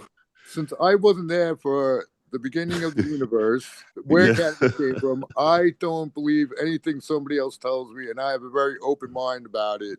I know it's everything, But another question was, but the West African, you were talking about the smoking. They had bongs, like they were the first bongs in history. That's right. Yeah, they had like now, what do you know about that? Because coconut chalice with clay pipes and stuff. I sent you a book. I think it was on IG through the Spice of Life DMs. It's called The Smokiana of History or something like that. But it's a really old book from like pre-1800s, I think. And they have pictures of everything. And they have pictures of these West African. They have actually a pipe out of an emu's leg. Somebody crafted a pipe out of an emu's leg and stuff. But I thought China was where they found the oldest. And is that am I mistaken now? Because no, I'm not saying you're. There's some golden bong on some steppes of East Asia. I don't know if it was China specifically, and also the Hopewell mound builders in Ohio have I think it was 10,000 years back, clay pipes with THC resin. I don't think they can date things that aren't in recorded history. I don't trust what man will tell me what they're dated, because how does that guy know? Even if there is mathematical half-lives, don't get me started. But I don't take much You're like I not don't taking the trust. radiocarbon dating. Yeah, of any dating of It's fine. anything That's fine. older than Tau's the been around for history. hundreds of Okay. years, so Yeah. nothing longer than that. But yeah, I don't want to get us sidetracked on the right. But what I'm saying is, there's no way to date anything that isn't in recorded history to a degree of certainty in my mind. And I think that anybody who says cannabis came from a certain area, definitely during a certain amount of time, during a certain period in history, is can have an educated guess, but it's not certain, and it's not a fact either. So that's all I'll say about all that. One I'm fact we sorry. know is birds can carry it and shit it out and literally have it go from one country to another.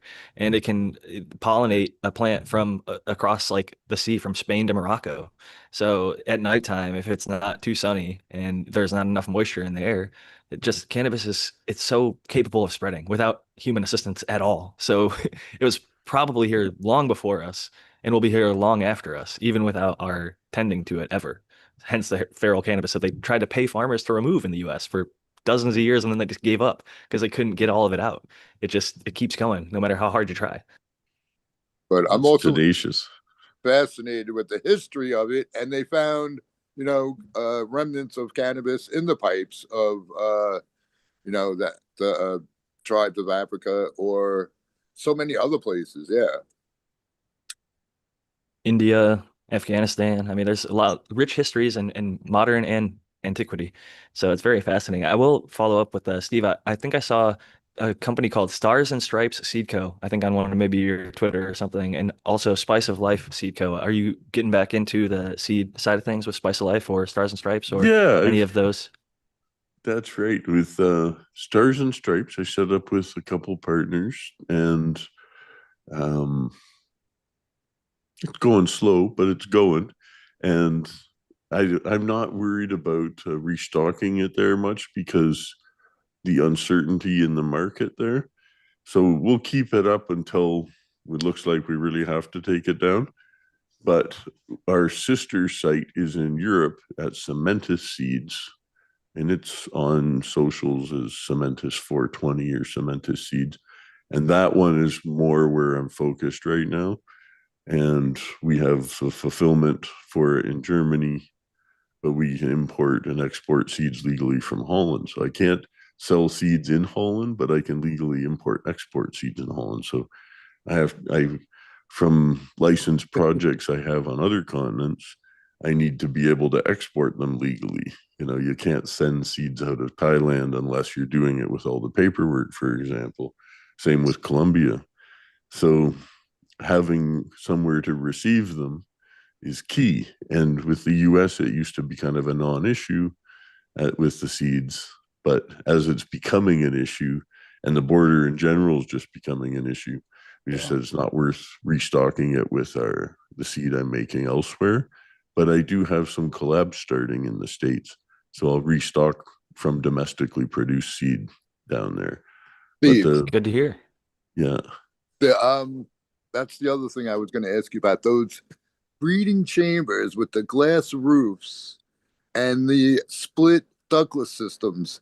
Where was that? And do you still have control of those? That was like, I'm like, it's just a no-brainer. That why doesn't every commercial producer have glass ceilings with supplemental lighting and dome, like if they need to darken it out? I don't understand, but yeah, that one, the ones that you're referring to, I had built in Colombia, and they were in very close to the equator, 3.5 degrees, and they're about 375 meters above sea level, which is fairly low altitude, which makes them very hot area. So that place is typically, high 30s every day, if yeah, not low 40s. More It's tropical. very hot there. that's hundreds. And at nighttime, the coldest I saw in 7 years was like 5 in the morning. It went down to 17 one time, and they were wearing down jackets. I was like, oh, I'm gonna put on a long sleeve shirt for once, But Yeah. usually it's That's just so stinking funny. hot there. So so you really have a neutral photo period of 12-12 at that latitude. So Okay. Mhm. so I didn't even have supplemental lights in those. They were just air cons and dehumidifiers. And and then it was glass 12 and ceiling, 12, basically. and it's just 12 and 12 all the time. So you have there's other propagation areas for greenhouse and for juveniles, for mothers Okay. with cuttings and juveniles. And then Okay. whenever I wanted to pollinate Flower. stuff, Yep. I built those. I actually built 18. In that picture, there was 16 because there was 2 buildings of 8 there, but I built 2 prototype ones in another side of the farm.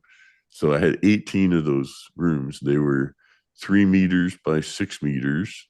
And then they had a nice little antechamber before you went into the room. So that was like somewhere if you wanted to clean your shoes and all that, or put on a schmuck or keep your mop or whatever, you had a little antechamber to come in. So you come in through one set of doors. If you need to grab anything, it's right there. Then you go in, and the floors were white and the walls were white. There was windows and the glass roof. And then we put the metal weave shade cloth on rollers outside the roof, so that if it was really smoking hot, like 42 or 4, it was really just, okay, let's not make the air conditioners work too hard. So then we might bounce a little light out of there. But generally speaking, I didn't select that field for doing facilities. I selected that field for growing in the field. But it was great for growing in the field, but it was too hot for facilities. Your greenhouses would go up to 50 degrees, So if I was doing greenhouses, I'd do them at a higher altitude. Again, basically the same as coffee, about 1,500, 1,600 meters. And there, I find greenhouses tend to be about 10 degrees warmer than outside in Celsius.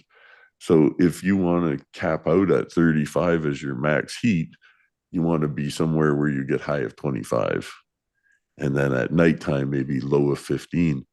Because once you get up to that 35 is when mildew starts dying. It doesn't do well over 34.4, I believe, is the cutoff for mildew. So if you have a place where you're routinely over the comfort zone of mildew, you really don't have a mildew problem because it's just too hot for it.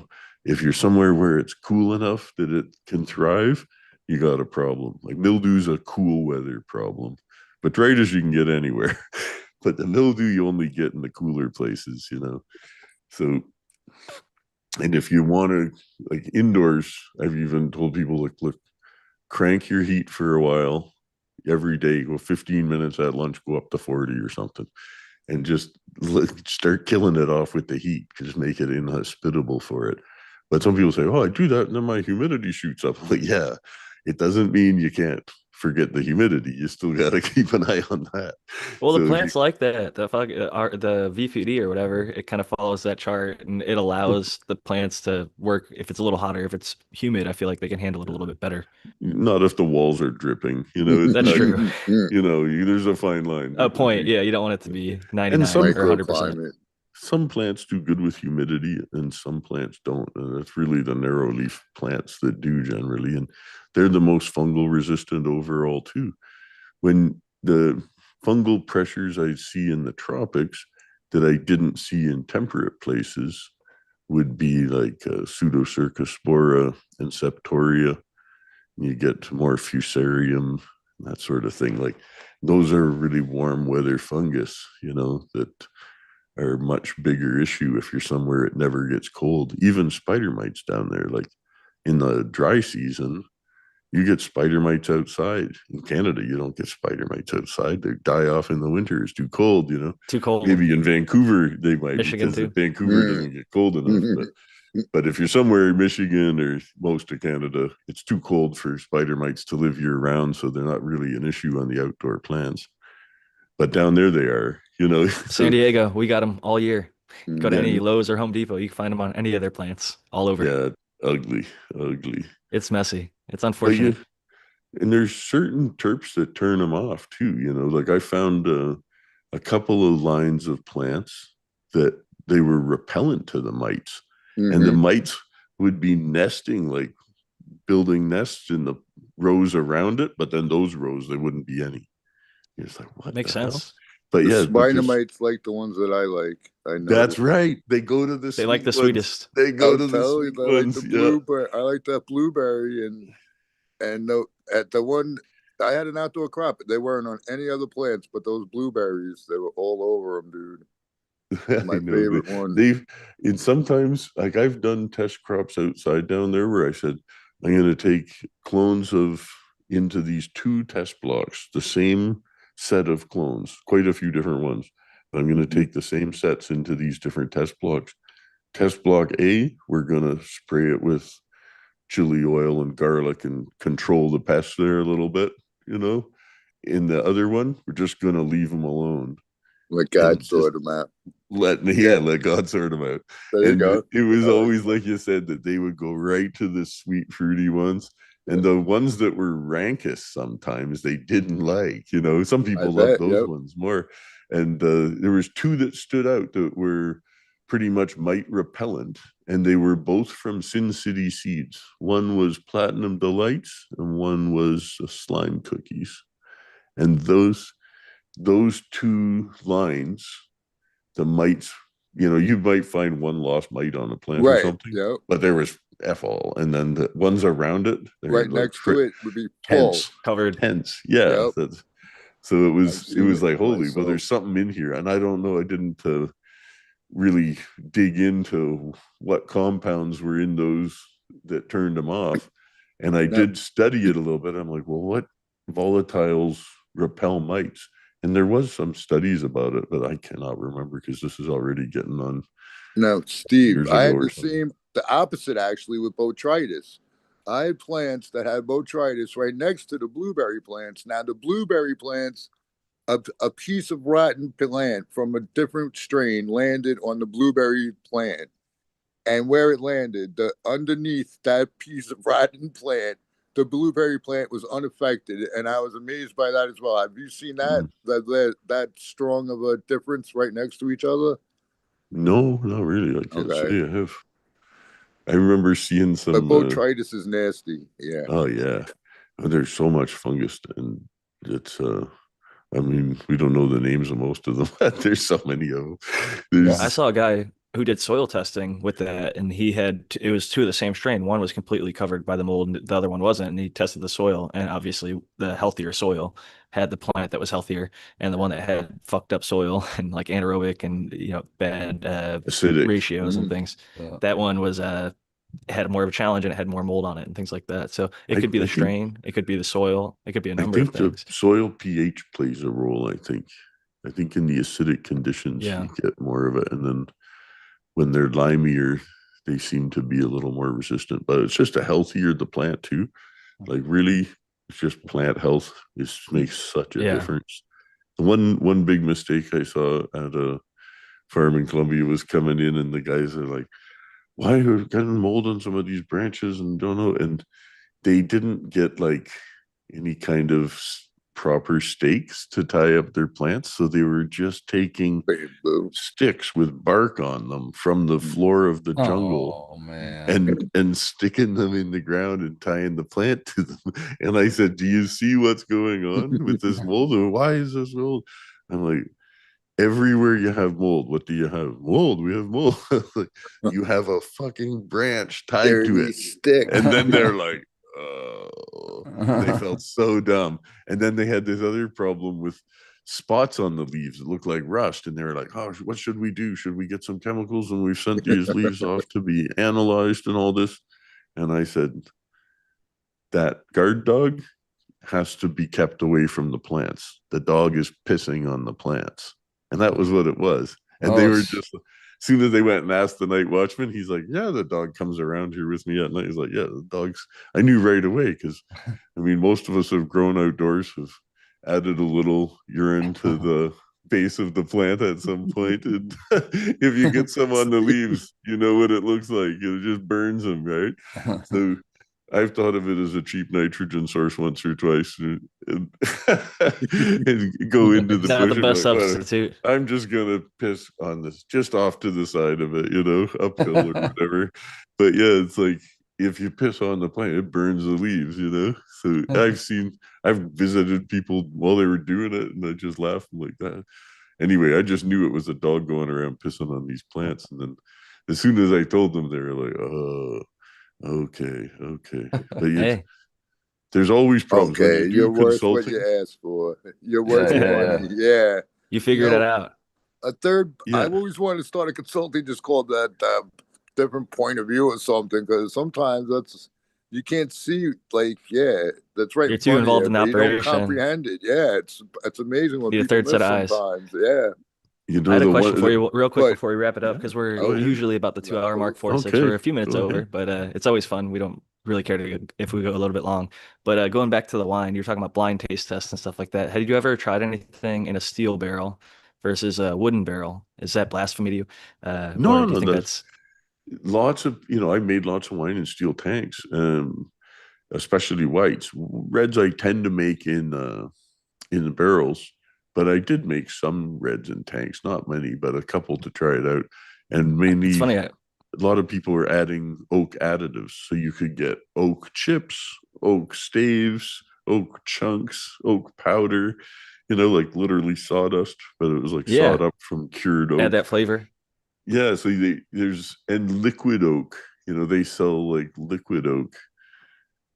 Anyways, extract it, probably even the resin. I think it's interesting because I found a really cheap wine that won a bunch of blind taste tests, and it was in a steel barrel. They had like I think it was oak leaf Merlot, but it was like taking down a bunch of really expensive bottles, and it had a really blackberry forward note. It was just really clear and bright in the yeah, you glass, can and do it. You can make wine in vats, and if you want some oak character, you can add some. You can literally weigh grams per liter you want, and you You do can add trials. spray terps if you want to, Yeah, Jack. taint it to your basically, strength. no. The And spray terps of wine. the thing Yeah, with that's barrels, the exactly. barrels have a micro They have it in oxygenation. beer too. That's what makes the barrel aging. But there's been, you can add oxygen to wine too. So in a tank. So there, you got to be careful doing it. But um, there definitely it is done. So you can make a ringer of a wine for a barrel type wine. You can make that in steel if you know what you're doing. But making it in a barrel is nice too. But there's it's more expensive. It's not as efficient use of space. It's a hassle to handle them. They're heavy. So if you're going to stack them up, for me, I need somebody to work with me to do it. I ended up hiring a big guy who's a friend who could lift them by himself because he's a real big boy. So I was like, oh, you can lift these by yourself? You're hired. It's like, oh, Nice to okay. have a strong back. Someone Don't to get them do that work. angry though. What's that? I You said said don't don't make get them them angry. angry though. Yeah. And throw Now, those barrels around. but that sounds something like using imitation vanilla extract though, Jack. Yeah, well, it is kind of, but Okay, I good was to gonna know. say they were using it, I think, to bring out just the clarity of the berry and the grape. It had like a nice blackberry note, and they actually didn't add any wood note to it at all. And I think that's what was okay. pushing them Yeah. over. Is It's some a people, fruit as much as forward they wine. claim they love, and it was a red too, the Well, Merlots and yeah, Pinots. I mean, it doesn't, if you want to appreciate the fruit, the wood is extraneous to that. It's like The espresso. There's like a roastiness. If you go too dark, it can kind of take over it get the. bitter. And Yeah, I think I it's all like about balance. most reds, like most vinifera reds, let's say, I appreciate them with a touch of oak. I don't want the oak to slap me in the face is the main thing. And a lot of people go for that. I like it to frame the picture. I don't want it to be the picture. That's a great But way of putting it. yeah, it can really add a lot to it. And especially once you start playing with all the different combinations of barrels and forests and toast levels and coopers, whether they're 2-year-old staves or 3-year-old staves. And it's amazing. Like, there's a rabbit holes you can go down everywhere, right? Oh, I know. My buddy smokes brisket with apple wood, but like we've gone through all these different woods, and like the thicker chunk apple wood is better than the more pelletized, and it's just everything has its rabbit hole. If you love it enough, you can get passionate enough about it and dive down that rabbit hole. So if people were looking for you on the internet, and actually I'll pass it to Spartan if he has any questions he wants to ask you before we wrap it up, or Tao if you have any final questions before we close it down. Oh, I just have two things. One thing, I love your shirt. I've been wanting to tell you the entire show, but I keep forgetting. So I want to make sure I fit that in. I love Oh, your that's damn shirt. So I love Thanks, both man. mash and hash. So Yeah, it's it's a a fucking classic. perfect It's one. a classic. This one, I had to break it out today. I was like, every day I'm doing a podcast, I got to go through like all my old pot T-shirts. I've got like cases of But pot T-shirts from over the years. and my only other question I was going to have for you, and it's just like, what are you specifically like looking for to if you were going to do a breeding project for you, if you don't already have a strain that you think is perfect and doesn't need to be improved on, what would you be, would you be Well, breeding for you? you know what? You know, when you get too close to anything, something else starts to look good, you know? It's like that meme with the guy looking after the girl, Yeah, yeah, right? Like, oh yeah. yeah, you get used to this one, and then you're like, oh, that comes. But for me, I really like. I feel like there hasn't been as much work done in narrow leaves as there could be. Everybody's been Absolutely. focused on squat plants for growing on tables inside. But once we can stop having to hide them again and we can let these things grow under the sky, man, especially in more and more places, because the tropical places were kind of the last to start legalizing in most cases. I think it's really undervalued what's in those, the potential in those genetics. And when a lot of people say, oh, you know, I've had Mexican sucks or Jamaican sucks, because they've only seen the pressed, composted old commercial Yeah, the stuff. bad But expression if of you it, right? have that fresh plant and you cut it and put it into air conditioning in 2 minutes after you cut it, and it stays frosty and green and smells good, and it's totally a different creature than if you hung it up in the barn with 100% humidity and steamy hot, and in 3 days it's all brown and it just smells like hay, you know. So I think that it doesn't get a fair shake because they haven't had the post-harvest tech to preserve it, you know. And now we're going to start seeing more of that, and I have a lot of fun with the Thai project because my partners are awesome and they don't need much help anymore because we'd started with a hemp license before they even descheduled. So we had the whole farm going already. We'd testing with CBD plants and Nice. stuff. So the day that they came around, we'd already been up and going for a year with CBD plants. So we just threw them out and got to work. But collecting, like we've collected stuff from all over Southeast Asia, but also I've brought in lots of interesting stuff from other equatorial regions, you know. And well, that's not even equatorial, that's 17 degrees north, like same as Jamaica, basically tropics. Yeah, And yeah. there's so much, you know, there's a couple people working with them. I give a shout out to Lido Brands, who's I believe out in New York State, and he's got a great collection of, you know, everything from Santa Marta Gold to Madagascar and all kinds of narrow leaf stuff that's super interesting. And it's great to see all the people that have, because most people are really going for the new hype stuff. And that's got a, you know, obvious appeal for many, and especially commercial appeal. Whereas not everybody wants to grow out tropical and equatorial plants, but they're very distinctive. And I think you could make a super sativa, you know, or more than one. So, like, you think of how influential haze was from the time it came out. Oh yeah. Why hasn't there been something made in along those lines unrelated, you know? So you Because you could, haven't done it yet, Breeder Steve.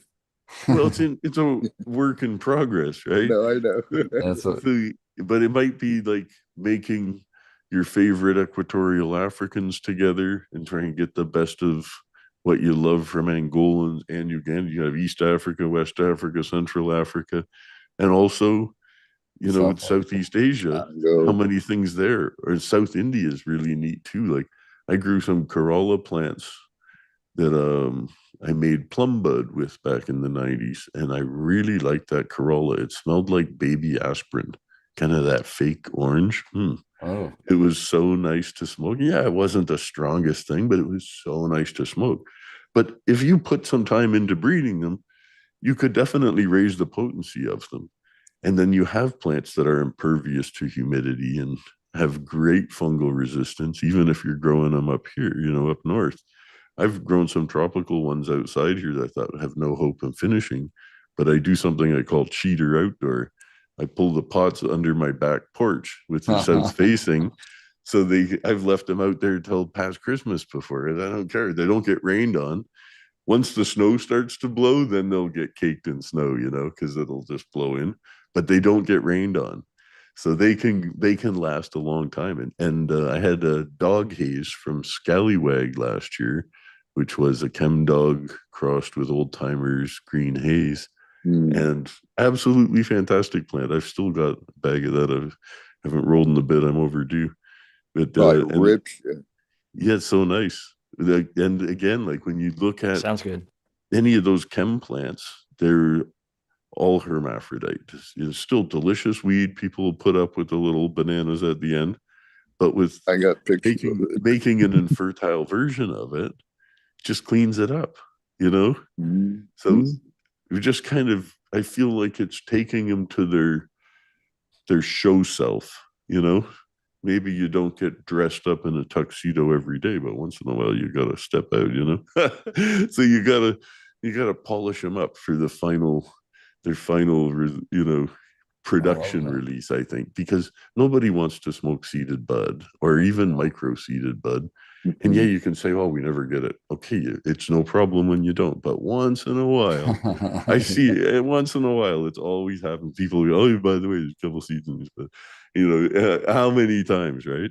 So I just laugh. If you can just negate that as a possibility, it's a good thing for smokers everywhere that they have a trademark they can look for that says, instead of fair trade or certified organic, it's certified seedless. I think that's gonna I think that's gonna change the face of cannabis as we know it over the coming years here. Hopefully we'll continue to have flower smokers. I think a lot of it's going to go concentrate in that way, but we're, I think, about the time for us to Over wrap it up. time. Yeah, man. Well, And thanks I'll again pass it for to having you. me. Let the people know where they can find you on the internet if they're looking for you. Well, the easiest one is breedersteve.com. And from there, you'll find everything else, different social links. I don't do too much on Instagram and X these days. I find Instagram's been very censorious. They shut down the Breeder Steve accounts. I have the Spice of Life one now, but I keep it private and I don't do a lot with it because how much effort do I want to put into a platform that hates us? And the same with X, they're not censoring us. They're just giving us enough rope to hang ourselves. And it's the algorithm there that is so controlling, and it didn't used to be like that. It was a lot better as Twitter, I think. So I've kind of migrated a bit more to Blue Sky, which is a different flavor, let's say. But the cannabis communities are numerous and growing, and the nice thing I like about it is you see the posts from the people you follow. It's not an algorithm feeding you stuff. You see who you follow, period. That's nice, That's how And I got they, X set up too. Just following yeah, feed only. I don't want to see yeah, random algorithm shit. And it's in the order chronological. So I get to yeah, scroll that's right. from who I follow, what they posted, Anyway, it's okay. when they posted. I don't do as much with the forums I set up. I set up these forums with the partners for Stars and Stripes and Cementus. But even I went to log in yesterday to post some stuff and I couldn't log in. There's some problem. I even tried to reset password, it still said error. So I'm just like, oh, so I have to crack the whip on getting this guy's fixing the Tech forum again. issues. It can't work if it doesn't work. So, but I want to have somewhere I can post where I don't have to worry about them ripping it down later. I So hear that. if I'm going to feed them content, I might as well own the platforms at the end of the day. Great stuff. Anyways, Well, it's been a yeah. pleasure having you. And I'm going to pass it over next to my regular panelist, Spartan Grown. Thanks, Jack. Thank you so much, Steve. It was an awesome episode, man. I love talking to you. And I hope maybe we come back and talk again. I'm sure we have so much more to talk about. And I can't wait to hear more about these plants as you get going with them, you know what I mean? I can't believe that why anybody wouldn't want it all. You just lock it in and then you have seedless plants. Seems like especially for the home grow audience, and that's pretty much They're who going we to be support the great for most. home growers too. Yeah. Yeah. So, but much love to everybody that came out and just keep growing. Cheers, Spartan. Thanks. Great having you. And Thanks, guys. cheers, Steve. And a last and great certainly night. not least, we got the American one. Cheers. All right. Hello, Jack. As always, thanks for hosting. Your abilities it's greatly appreciated. Shout out to everyone in chat. Steve, thanks for doing all your share with everyone, the community, and thanks for all you do. And we'll see everyone next week or somewhere in between. Keep growing and have a great week. Thanks. And y'all know Have where a to great find me. night. Have a good one, Steve. Cheers, y'all. Bye. Peace.